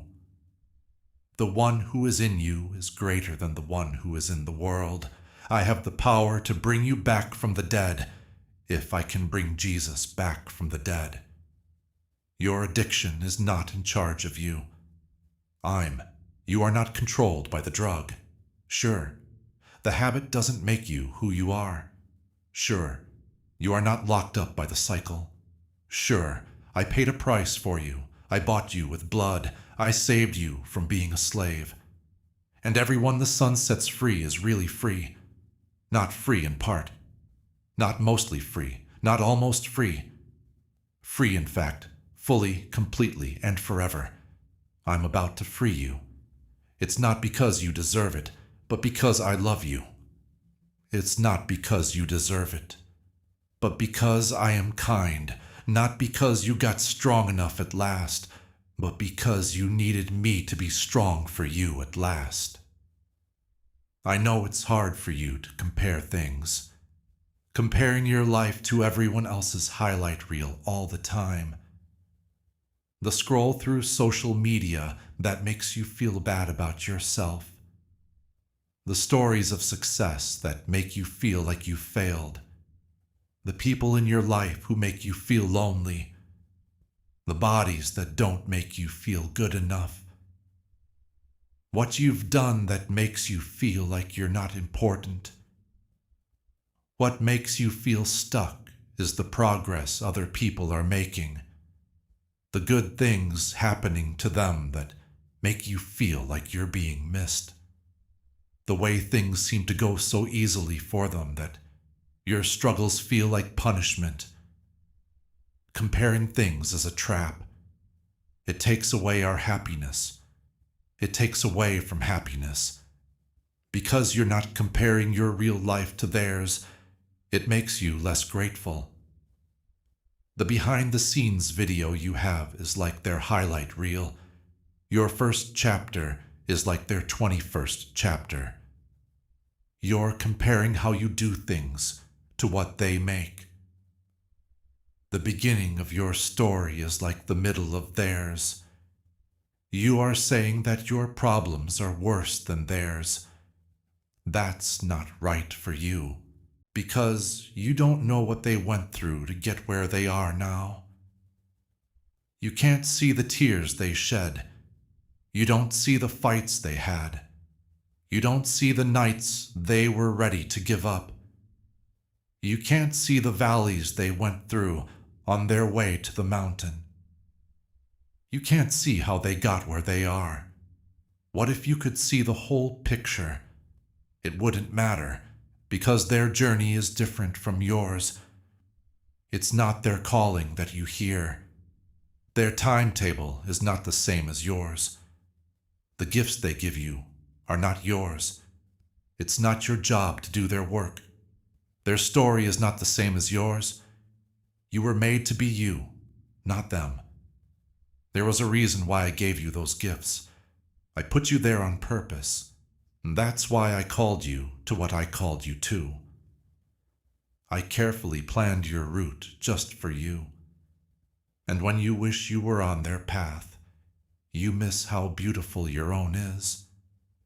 You miss out on the chance to be yourself when you try to be someone else.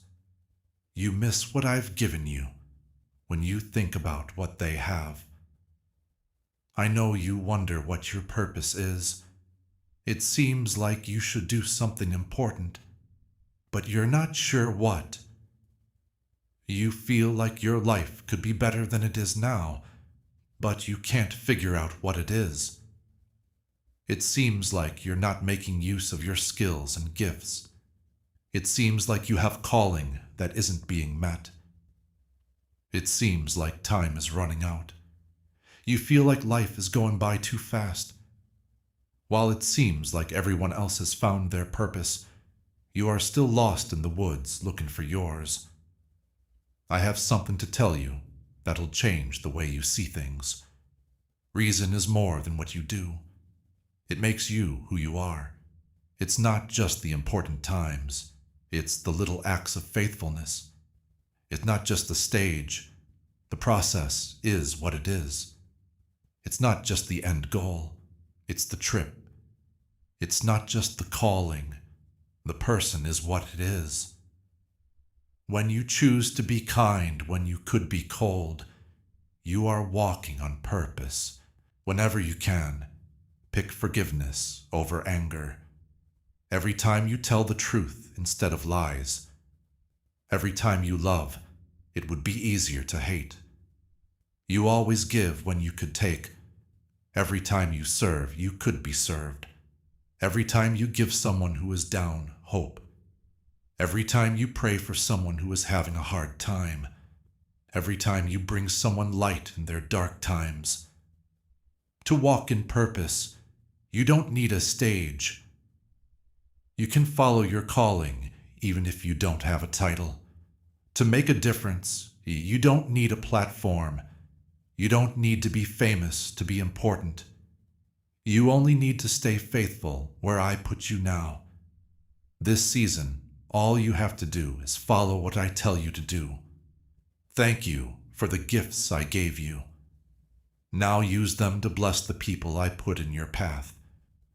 You only need to be a light in your own world. I will trust you with bigger things when you have faith in the little things. I will move you to the public place when you are good in the hidden place. I will make you known when you are serving in secret. I will reward you in public when you sow in secret. I know that you are wondering why things are happening to you. Why me? Why do this? Why are you here? Why do it this way? Why did it take so long? I also get the questions. I get why people are confused. I get how frustrating it is. But what if what you're going through now is getting you ready for what's coming? What if the testimony in this trial leads to the release of prisoners? How about this? This struggle is making you stronger, which you will need for your next task. So what if this pain is making you feel compassion, which will help heal other people? What if this delay is setting you up for the perfect moment? What if this door that's shut is keeping you safe from something that would have killed you? Imagine that the thing that seems like the worst thing that has ever happened to you turns out to be the best thing that has ever happened to you. I know that your heart hurts. The person you loved picked someone else. You fought for a marriage that didn't last. The family you were hoping for broke up. The kid you raised left. The friend you believed in lied to you. The love you gave didn't come back. People did not keep the promise they made to you. It's not going to happen the way you planned, and the pain is too much to bear.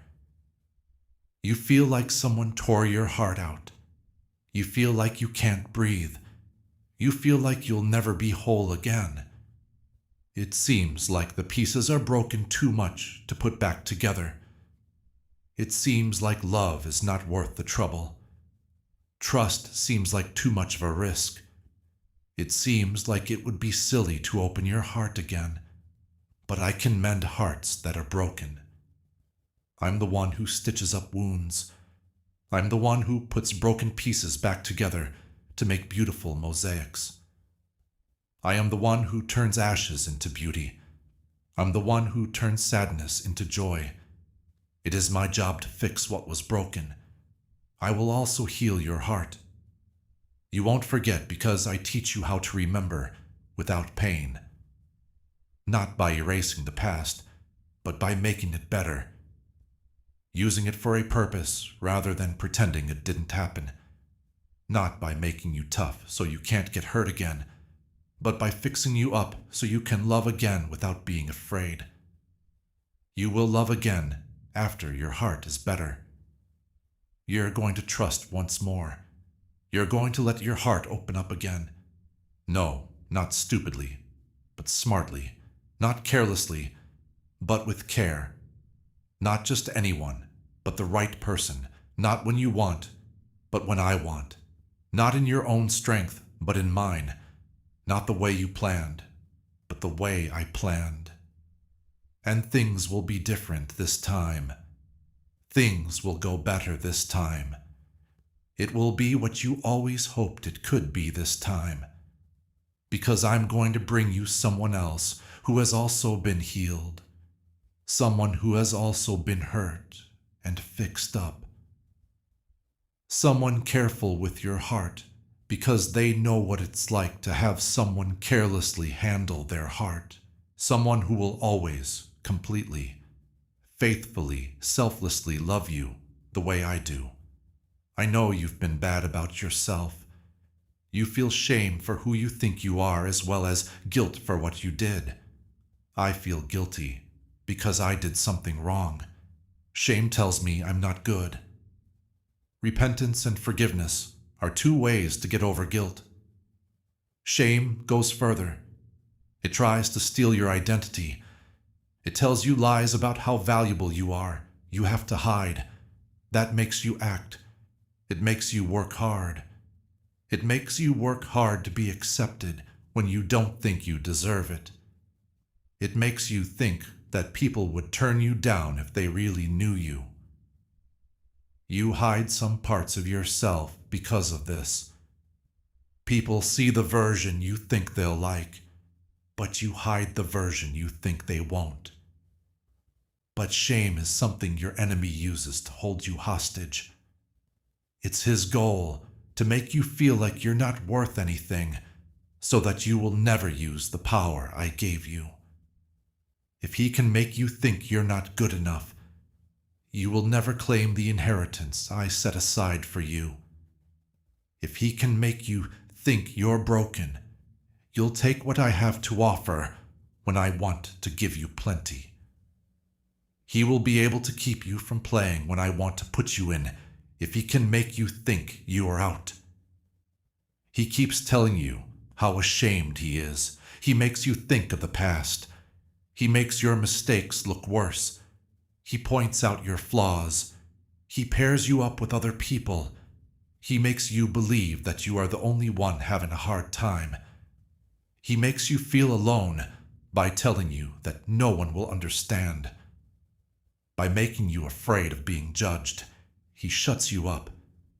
But I'm here to free you from the grip of shame, to tell the truth, which breaks every lie, to make your identity so clear that you'll never doubt your worth again. You're not what you did. What happened to you is not who you are. What people said about you is not who you are. The enemy is wrong about what they say about you. You are the person I say you are. I want you to seal that truth right now. I receive my true identity should be written in the comments, not the personhood formed by pain, not the identity that failure has made you, but the name that God spoke over you. Say it with confidence. You're not feeling this way by chance. It's an invitation to be a part of something that will last forever. It's more than kind to support this mission through Buy Me a Coffee, a link in the description, and a pinned comment. It stands with the work of sharing the gospel with people who are still looking for the truth. The gospel is the power of God for salvation. Epistle to the Romans 1:16. That power reaches another life every time you buy a coffee. You help someone reach a turning point. There's a breakthrough for someone because of you. You do something for heaven on earth. Epistle to the Galatians 6:7 says that we will get back what we put in. When you put money into God's work, you put yourself in a position to receive his provision. Make a move of faith if you think lives can be changed. Buy a coffee today to help this mission reach more people. You do the right thing. You are holy. You have no faults. You're clean. You are good. You are welcome. You're okay with it. It's okay for you. You have been picked. The beloved you are. You are mine. And being mine doesn't make me feel bad. As long as you are in Christ, You are not guilty. You've been cleaned. You have been made holy. You have been proven right. You are a new creation. The old one has died. Something new has arrived. The reason I bring up your past is not to judge you. It's to show you how far you've come. I bring it up to show you how kind I am. I bring it up to show that I can change. I'm telling you this to give you a testimony that will free other people. I know you have told lies about who you are. There are lies that were planted in your mind years ago and have grown like weeds. People told you lies when you were too young to understand them, lies that were told to you over and over again until you believed them. Lies trauma that is deeply rooted in your mind. Lies as failure seemed to prove them. Lies rejection seemed to prove. And those lies have been making decisions for you. They have been telling you what to do. These people have been holding you back. Your relationships have been harmed by them. They were getting in the way of your breakthrough. That person has been stopping you from your destiny.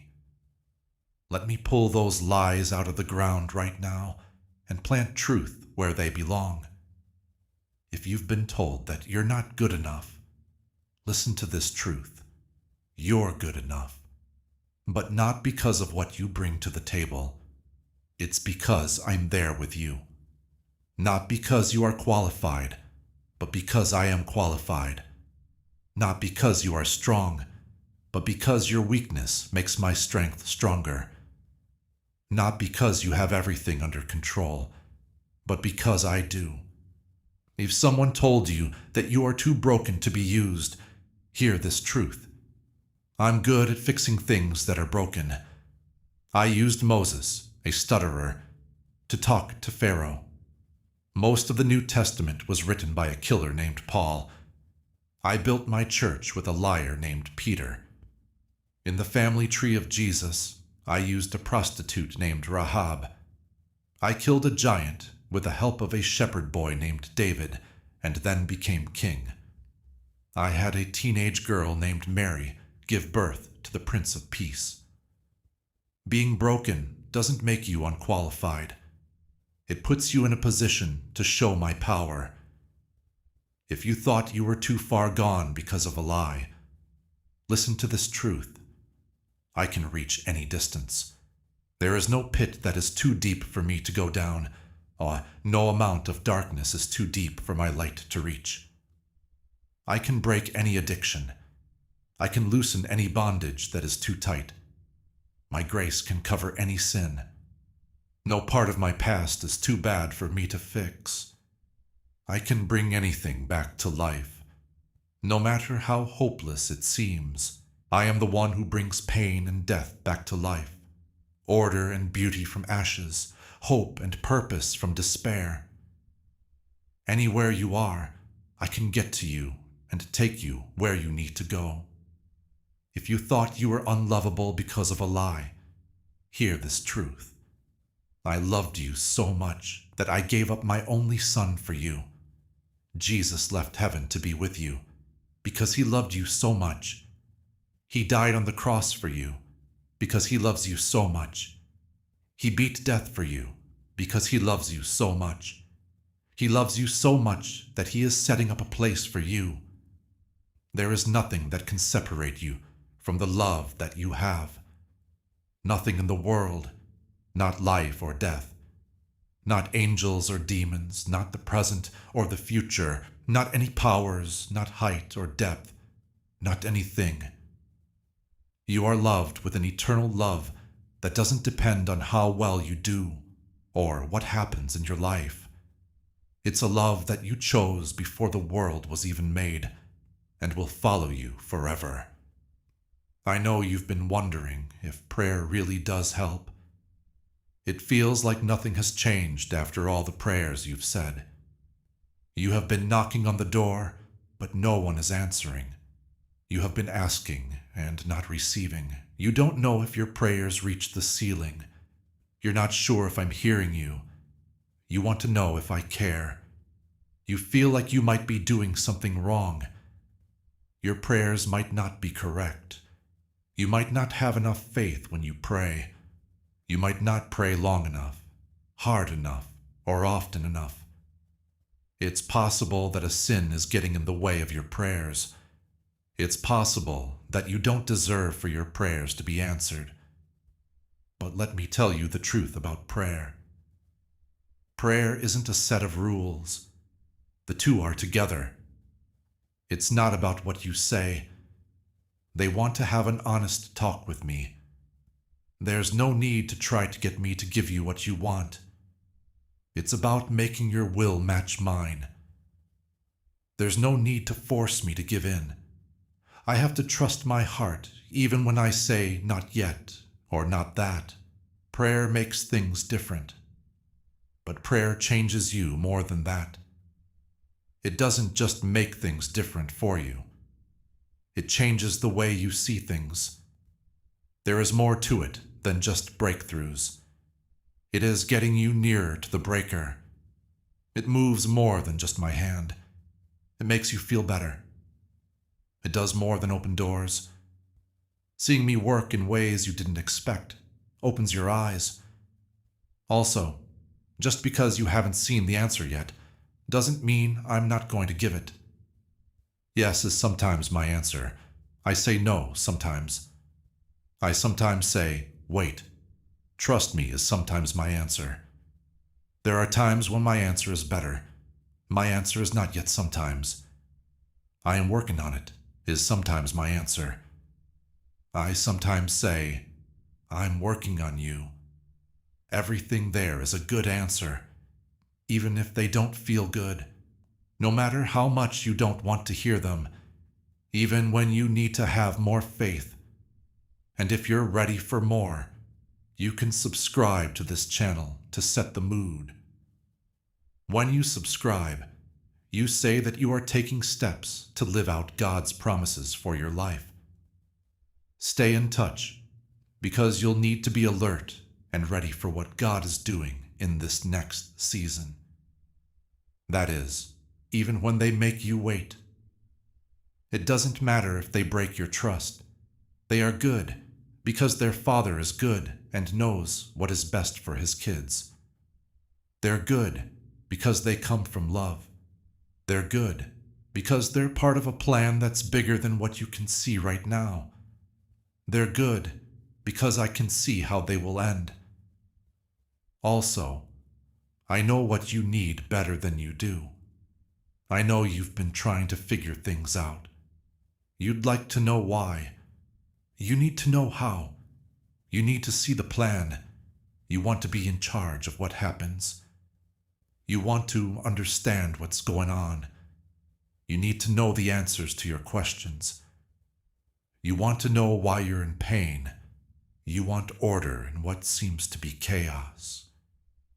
You want certainty when things aren't clear, because you want clarity in a mess, and the fact that you don't know is making you crazy. Having no control is making you feel stressed. You feel stuck because you have so many questions. You think that if you could only understand, you could accept it. You could trust the process if you could only see the bigger picture. While you wait, you could be at peace if you knew how things were going to end. That's not how faith works, though. If you have faith, you don't know and trust anyway. Even if you see and believe, faith is still faith. Faith does not entail understanding or surrender. Faith is not being in charge and just resting. When you have faith, you go into the unknown because you know that someone else knows. When you have faith, you can walk in the dark because you have the light in your hand. Faith is going forward even though you don't have a map because you are following the path. I have faith when I let go of the need to figure everything out and trust that I already do. Giving up control and putting your trust in my authority is what faith means. Faith gives up your questions in exchange for what I promise. Faith is trading your stress for my peace. Faith is switching your schedule for mine. Faith means letting me be God and you being my child. I know you feel like time is running out. When you see your age, you get scared. You feel stressed when you see the calendar. You feel down when you see where you thought you would be by now. It seems like you should be further along. You feel like too many years have been wasted. It seems like chances have been missed for you. It seems like all the doors have shut and will never open again. You feel like your chance was gone. It seems like it's too late. It's too late to start over. It's too late to switch jobs. It's too late to find love now. It's too late to start a family now. It's too late to follow your dreams now. It's too late to achieve your purpose. It's too late to change things. It's too late to change into the person you were meant to be. But don't worry, my child. You still have time. You are taking up too much of my time. Furthermore, my time is not like yours. For me, a day is like 1,000 years, and 1,000 years are like a day. I'm not tied to your clocks or calendars. I don't care about your age or stage. I'm not limited by what other people say should happen at certain times. My freedom is not limited by what makes sense to the mind. I can do something quickly that you could never do in your whole life. I can do in one day what seemed impossible 10 years ago. I can open a door that has been shut for years in the middle of the night. I can bring someone into your life out of the blue who you've been waiting for a long time. You might have thought something would never change, but I can make it happen right away. As the doctor said, I can give you a baby even though it's not possible. I can bring back a relationship that looked like it was dead and buried. I can heal a body that was told it was going to die. When the bank account was empty and the bills were due, I could give money. Just look at Abraham. He didn't have the son I promised him until he was 100 years old. 100, not 30.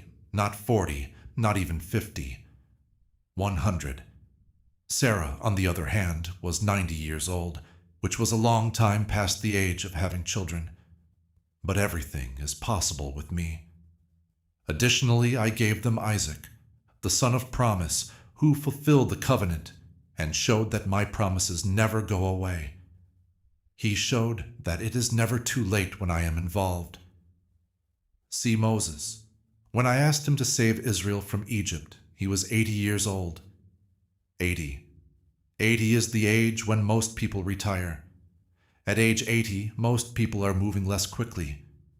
80 is the age when most people think their work is done. Not Moses, though.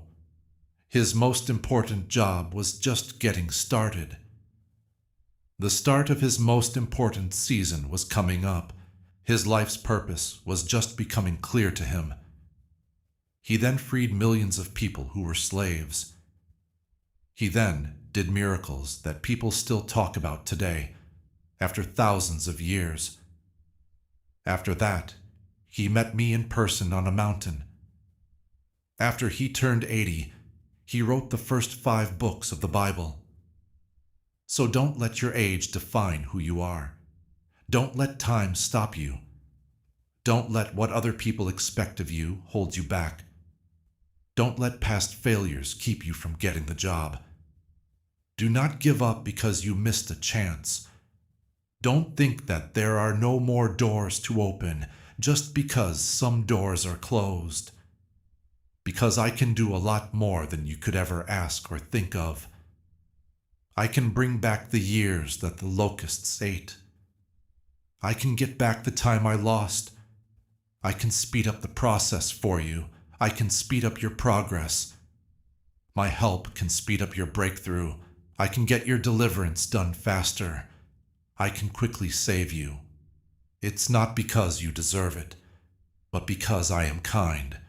It's not because you deserve it, but because I'm nice. Not since you understand, but since I love you. Love also doesn't remember wrongs. Love doesn't hold grudges. It's not always bad to love someone. Love fixes things. Love makes right. Love gives you a second chance. Love starts new things. You must have thought that your best days are behind you, that the days of your glory are over, that you reached your peak years ago, and now things are getting worse. That the most you can hope for is to keep what you have and make it to the end. That's an adventure for kids. That dreams are for people who are just starting out. That's important for people who still have time. People with more energy will feel that effect. That purpose is for people who don't have as much to carry.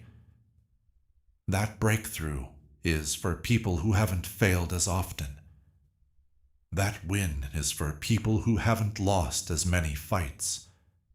That happiness is for people who haven't been through as much pain.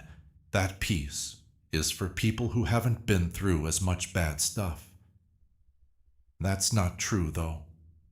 You still have good times ahead of you. They're ahead of you. The biggest wins you've had are not in the past. They will happen to you. The most important season for you is still going on. It's coming. Your most important work is still to come. It's about to start. The relationships that make you happy are still there.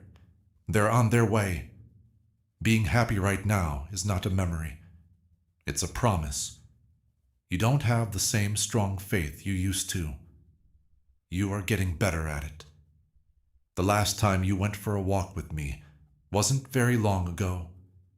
You are starting to do it right now in this season. I'm still not done with you. I have more to write about your story. I'm not ready for the book to end. I have more work to do in your life. I have more plans for you than I thought.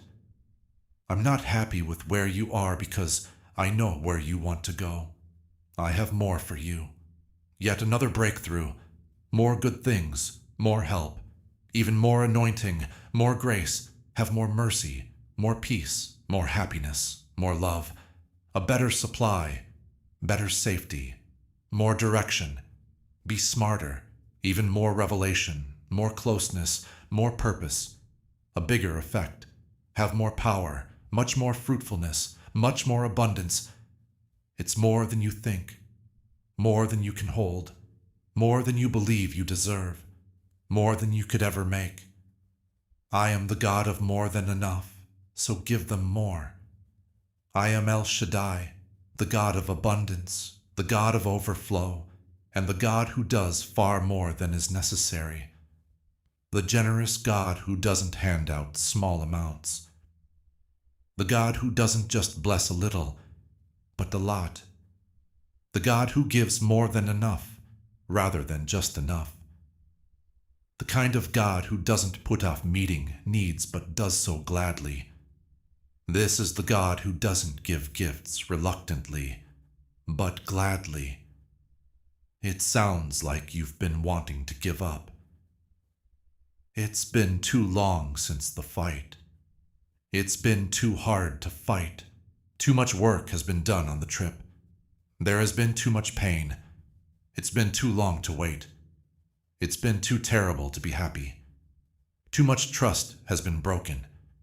Too much has been lost. The setback is too much to bear.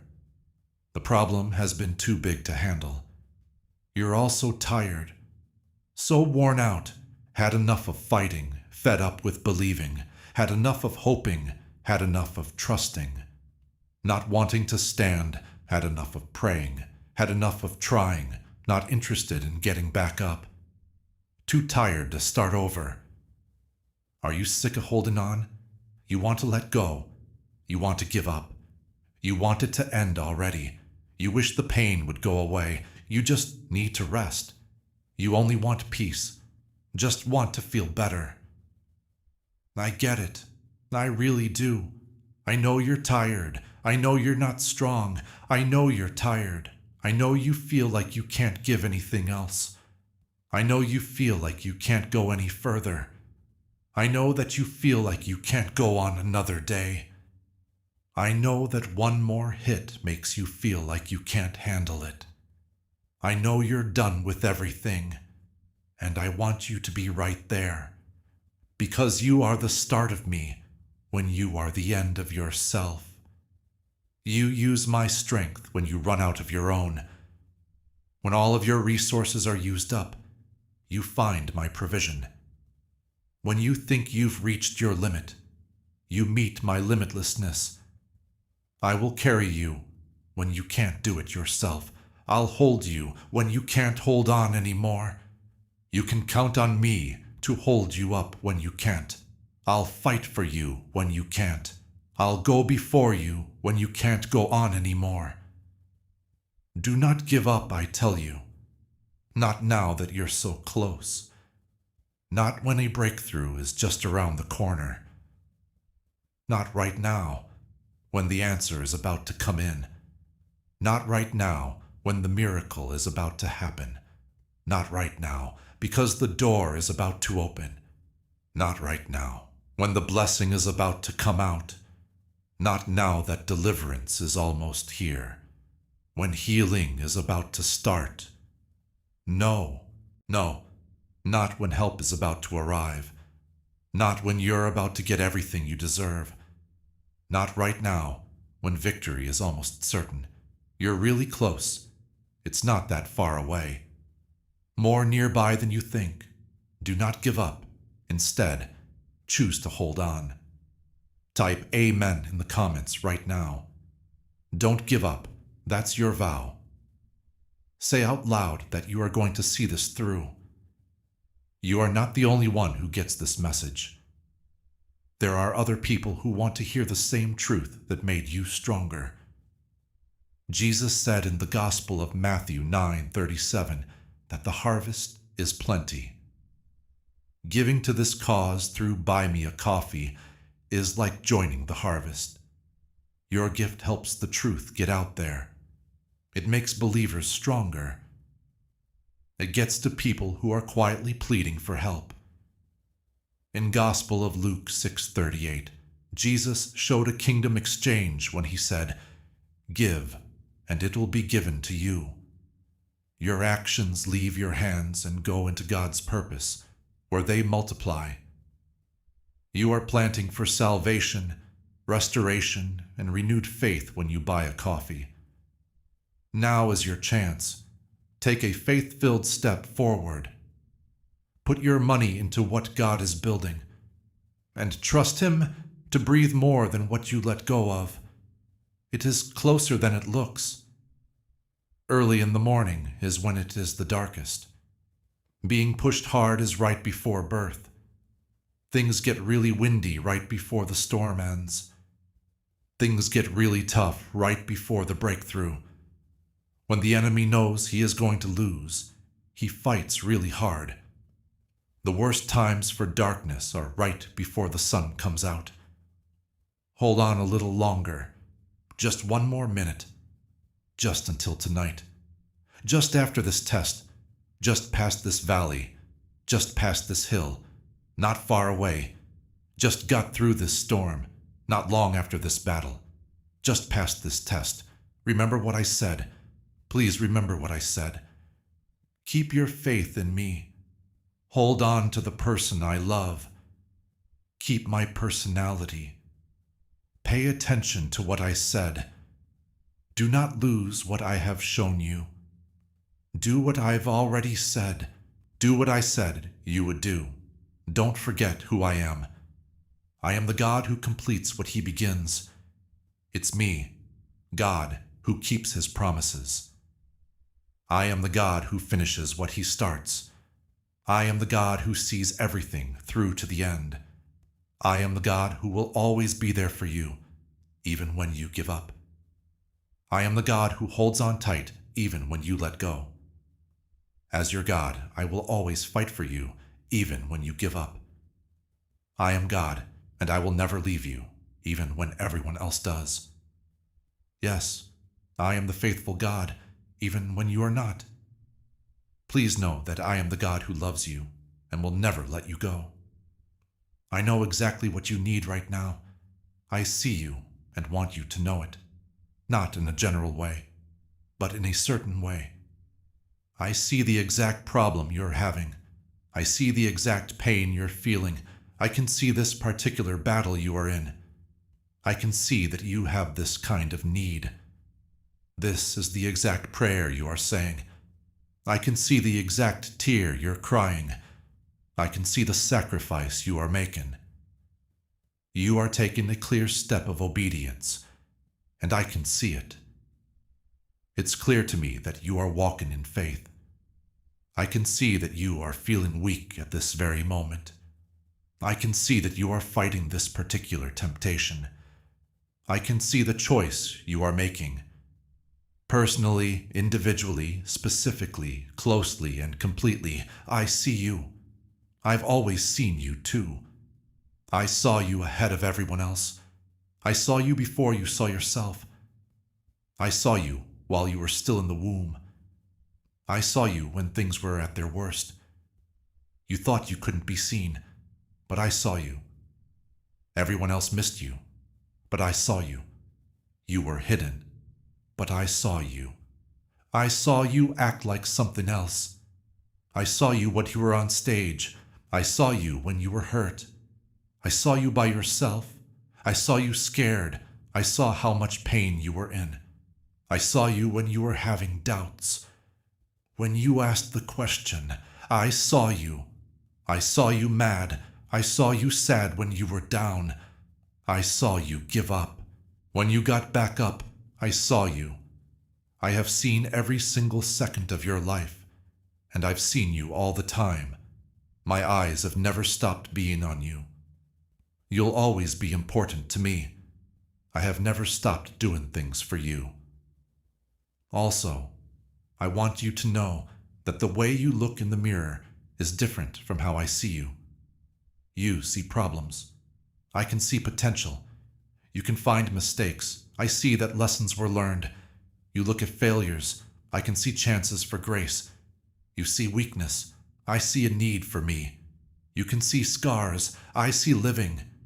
You see what's broken. I see a work in progress. You see a mess. A work of art is about to be made. The goods you see are broken. I can see a chosen vessel. You are not qualified. I see blessed. You see not worthy. I see bought with priceless blood. You see not enough. I can clearly see what I made for this moment. You see too much or not enough. I see well. You see what's wrong. I see the answer. You can see how impossible it is. I can see the miracle coming together. This is the problem you see. I can see the chance. You can see the storm. I can see the story I'm writing. You can see the test. I see how the testimony is coming together. You can see the valley. I can see the mountain you're going to climb. You can see the end. I can see the start. Stop seeing yourself through the lens of what you've done wrong and start seeing yourself through the lens of my grace. Don't judge yourself by the mistakes you've made. Instead, judge yourself by my mercy. Give up judging yourself by the past and start judging yourself by what I promise.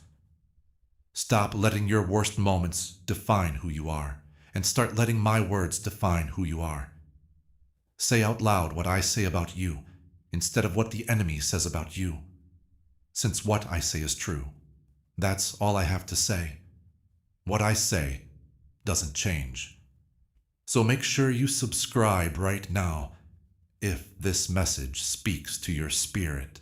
By subscribing, you do more than just follow content. You align yourself with prophetic truth and stay in touch with the words God is speaking at this time. You won't want to miss the confirmations that are coming your way. What I say will last forever. What I say is more important than what other people say. What I say takes away all the lies you have believed. What I say stops all accusations. Everything is clear after what I say. What I say about you is the truth. I know how crushing it is to be expected to do well. The stress of having to be perfect. The need to have everything in order. The rule that you should never show weakness. The need to support other people all the time. The thought that you should always know the right answer. The stress to do well. The need to show what you can do. What you need to do to get in. The need to explain why you exist. And you are worn out from trying to live up to expectations that were never meant to be yours. Plans from people who don't know about your journey. Expectations from a society that puts more value on work than on being present. Expectations from a culture that decides how valuable someone is by what they accomplish. Expectations from systems that are meant to make you feel like you're always falling short. I didn't ask you to be perfect, though. I want you to be mine. You never had to have it all together for me. I told you to break down in front of me so I could put you back together. I never told you you had to be strong all the time. I said I would be your strength when you were weak. I didn't think you would know everything. I showed that I was the answer. I never asked you to do anything. I told you to take a break. I never told you to prove yourself. Before you did anything, I told you how valuable you were. I never made you work for your spot. As an act of grace, I set aside a place for you. I never asked you to explain why you exist. As soon as I made you, I said that your existence was good. So let go of the weight of expectation. Be free from the need to change who you are to fit in with other people. Don't try to meet standards I didn't make you meet. Stop trying to meet the needs of broken people who are projecting their own insecurities onto others. Don't wear yourself out, trying to prove that you are enough for people who will never be happy, because their discontent has nothing to do with you. This is all because they are empty, lacking, have wounds that haven't healed, and have expectations that haven't been met. You can't make someone else whole when only I can do that. You can't meet someone else's needs that I can only meet. You can't be something that only I can be for someone else. I know that you've been taking care of other people's healing, not being able to fix what you broke. Try to heal wounds you didn't send. Trying to fill gaps you didn't make. You tried to meet needs that you were never ready to meet. Going after people who don't want to be saved. People who don't want to change are being tried to be changed. Try to love people who don't want to be loved. It's killing you too. It's making you tired. You're getting tired of it. It's making you tired. You're getting angry about it. It's making you angry. It's making you doubt your own worth. Because it's always not enough to give. It's never good enough. No matter how hard you try, no matter what you give up, no one ever appreciates it. But, my child, you were never meant to save other people. That part has been taken. I will save you. I heal people. Here I am, the deliverer. I am the one who saves. I fix things up. When something is broken, I fix it. For I am the one who heals what is hurt. I am the one who makes things whole again. I am the one who takes care of everything. I am the one who saves. You are not in charge of other people's healing. That means you have to surrender on your own. You are not responsible for the decisions other people make. The responsibility for your obedience lies with you. You don't have to solve other people's issues. You are to pray for them and lead them to me. You actually hurt someone's healing when you try to save them, because they will never come to me as long as you do things for them that only I can do. They will never look for me as long as you are taking up a spot that should only be mine. They won't find out I'm enough as long as you are meeting a need that only I can meet. They will never learn to put their worries on me as long as you are carrying a load that should only be on me. It's sometimes best to take a step back and show love. Don't try to fix them. Offer no more help to save them. Wait for them to find out that I am their everything before you try to be their everything. Let them hit rock bottom to find out that I am the rock. Get to the end of who they are so they can find the start of me. I know that setting limits makes you feel bad. When you say no, you feel bad about yourself. When you pick yourself, you feel bad. When you keep the peace, you feel bad. When you stay away from toxic people, you feel mean. When you stop giving to people who only take, you feel mean. When you refuse to be a doormat, you feel like you're not like Christ. Because someone taught you that love means you never say no. Being kind means always given. That being like Christ means letting other people abuse you. Making that sacrifice means giving up everything you have. That serving means you never think about what you need. That's not love, though. That's what codependency is. That's not being kind. Yes, that is enabling. That's not like Christ. It means you want to please everyone. That's not give up something. That will destroy you. That doesn't serve. That's being a slave. Jesus told us what to do. No, he said. He left the crowds. People were let down by him. Not everyone who asked for healing got better. He did not go to all the places that asked him to. He put his relationship with me ahead of what other people wanted. He kept the peace by going to quiet places to pray alone. His calling was more important to him than the needs of other people at the time. He cared about other people, but he didn't let them run his life. He gave up a lot to serve, but he didn't give up who he was. He was kind and generous, but he didn't give so much that he ran out of money. He was nice, but he didn't need other people. He cared about other people, but he wasn't a people pleaser. He loved her, but she could not push him around. And I encourage you to do what he did. To love other people without giving up who you are. To help other people without putting your own health at risk. To give freely without giving so much that you run out of money. To be nice without being a soft touch. To care about others without being dependent on them. To love without trying to please everyone. No need to feel bad about setting limits. To not feel bad about saying no.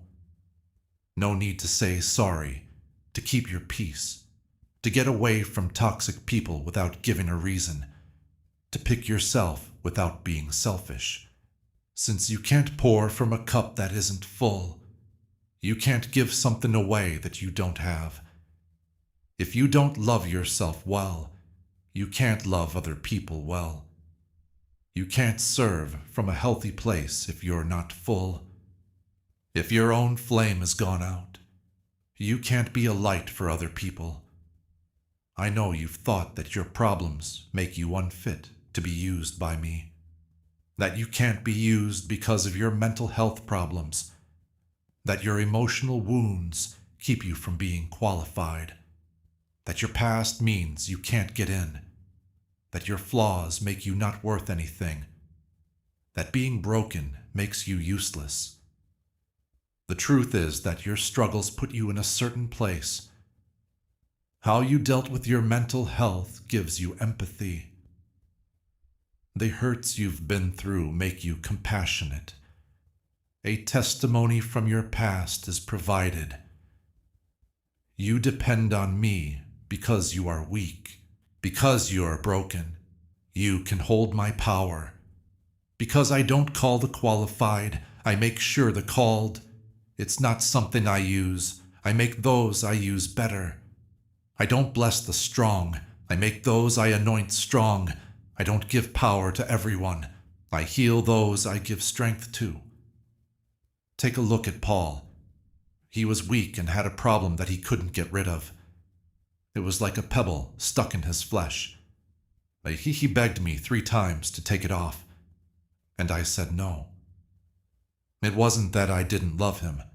It was that I wanted to use him, not despite his weakness, but because of it. Because when I'm weak, my strength shines through. My grace is enough when I'm struggling. Your inability shows how strong I am. Your lack of worthiness shows how great I am. Paul wrote most of the New Testament after that. He then began to build churches all over the world. He changed the lives of millions of people over thousands of years. But not because he got over his thorn. It was because he'd learned to be proud of how weak he was, so that my power could rest on him. Don't wait until you're perfect before you let me use you. Don't wait until you're better to tell your story. You don't need to have everything together before you follow your calling. Don't wait until you're strong to tell me you need me. Don't wait to get better before letting me help you. You will never be used if you wait until you are perfect. There will be chances to help people who are hurting if you don't wait until you are fully healed. You can't connect with people who are falling apart if you wait until you have everything together. You will never show how strong I am if you wait until you are strong. You will miss the chance to show others that my grace is enough in the struggle if you wait until you win. I know it's been a long trip. It took longer than you thought. It was harder than you thought. It hurts more than you thought. More expensive than you thought. Not as alone as you thought it would be. It's messier than you thought it would be. Not as good as you had hoped. Worse than you thought it would be. You didn't want more tests of faith. It built your character more than you wanted, and there were many times when you wanted to give up. There were many times you thought about giving up. You asked yourself many times a day if it was worth it. There were many nights when you thought I had forgotten about you. There were many times when you felt alone. There were many times when you felt alone. Many storms when you were too busy to handle them. A lot of battles where you felt like you lost. There were many tests that you felt like you should fail. There were numerous difficulties that made you feel like giving up. You didn't quit though. You're still here, is still there. Still having faith. Still having faith. Still holding on, still going strong, still moving forward, keeping hold of it. I'm still making my promises. They are still worshiping in the wait, still praising even though it hurts, still having faith in the trial, still having faith in the battle, still having hope in hard times, still there in the storm. It's not because you're strong. I am faithful, that's why.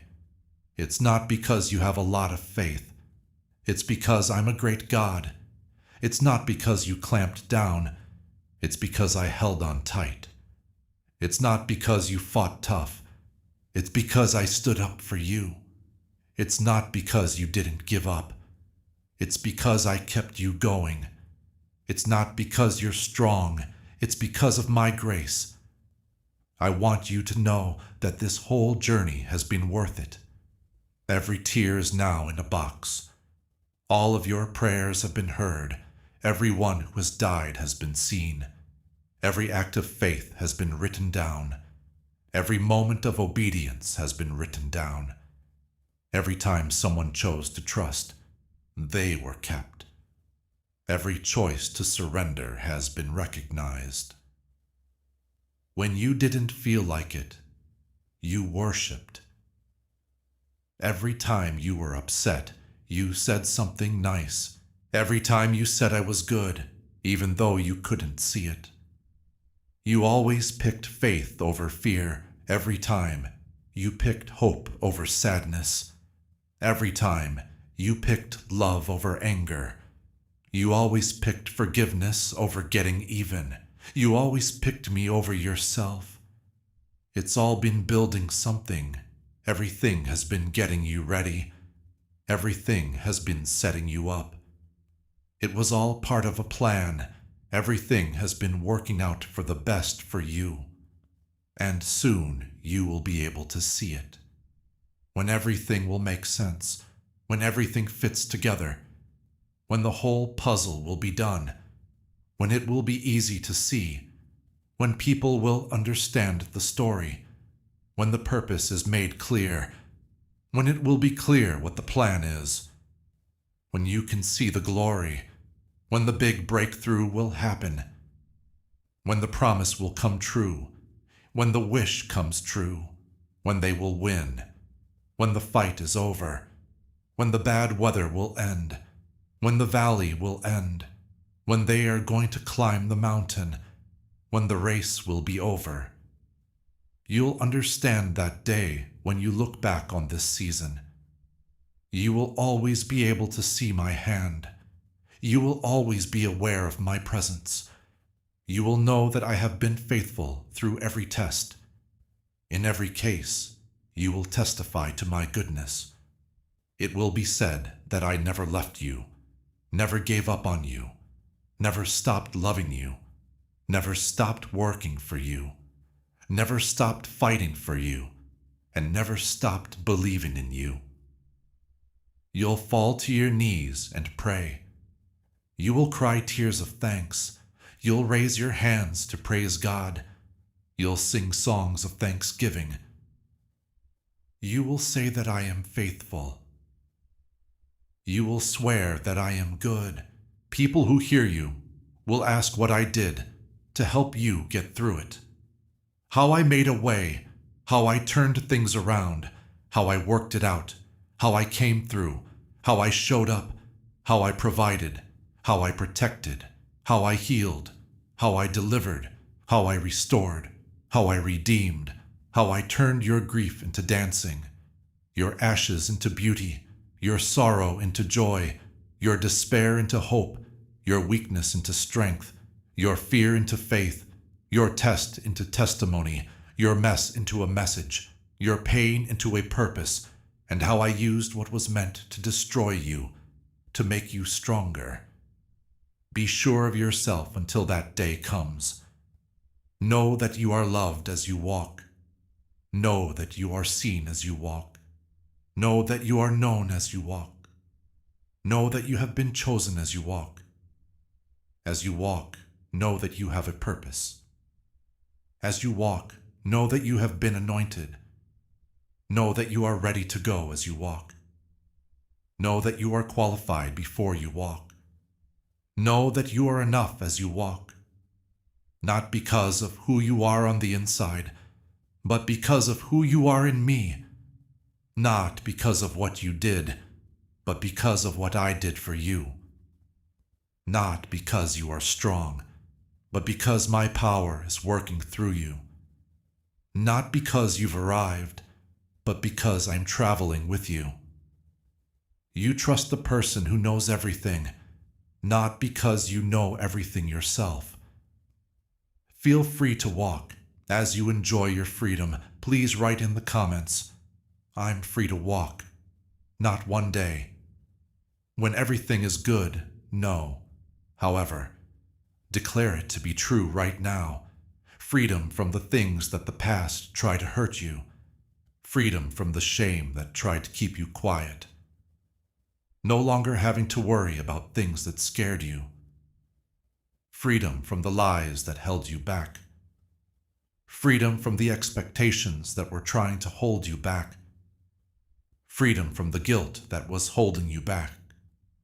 The freedom from the doubt that tried to stop you. Freedom from the anger that tried to hurt you. Unforgiveness that tried to bind you is free. Freedom from the comparisons that made you feel bad about yourself.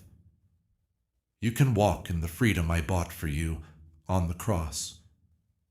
The freedom you were born with as my child. The freedom that no one can take away from you. The freedom I gave my life for. Walk with joy. Not happiness that changes based on what happens, but joy that comes from knowing me.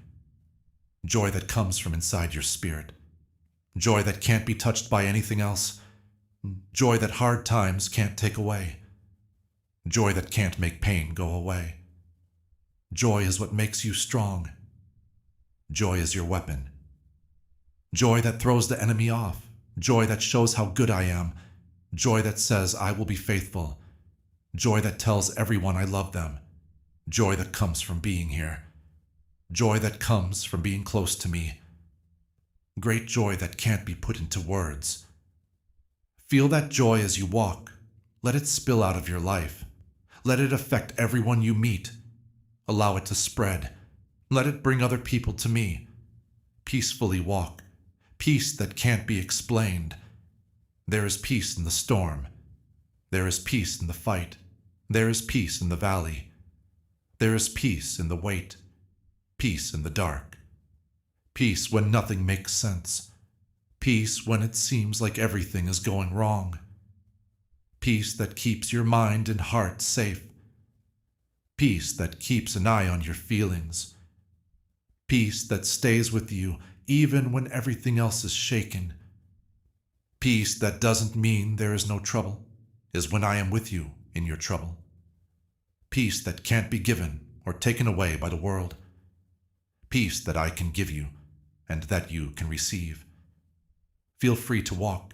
Take it easy. Stay in that peace. Keep that peace in your heart. Love yourself and walk. I love you. Your love for me. The kind of love that comes from being loved by me. Love that waits and is kind. Love that doesn't sneer or brag. Love that isn't rude or proud. Love that doesn't look out for itself or get angry easily. Love that doesn't remember what was done wrong.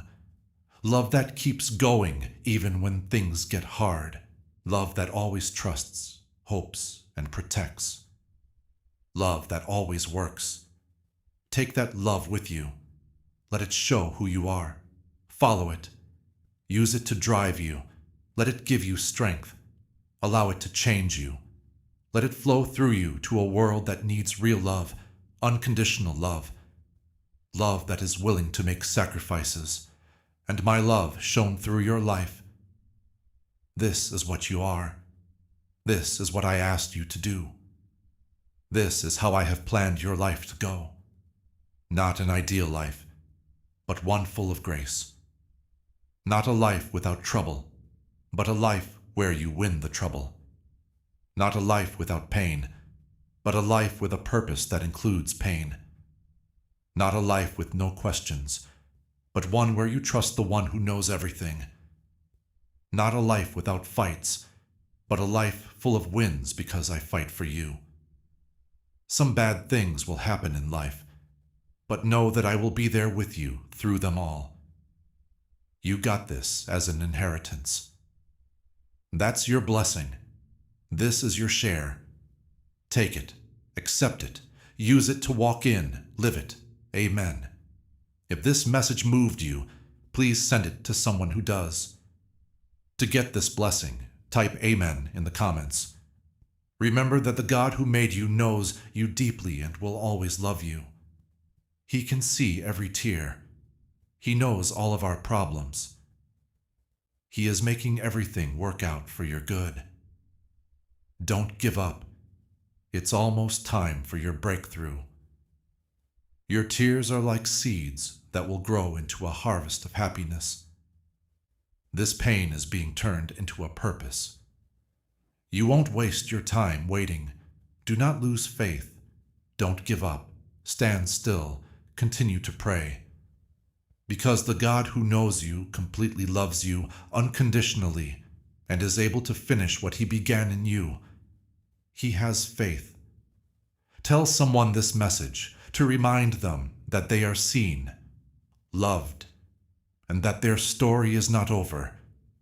God is writing a beautiful ending to the hard part of your story. Trust it. Take it. Use it to walk in. Live it.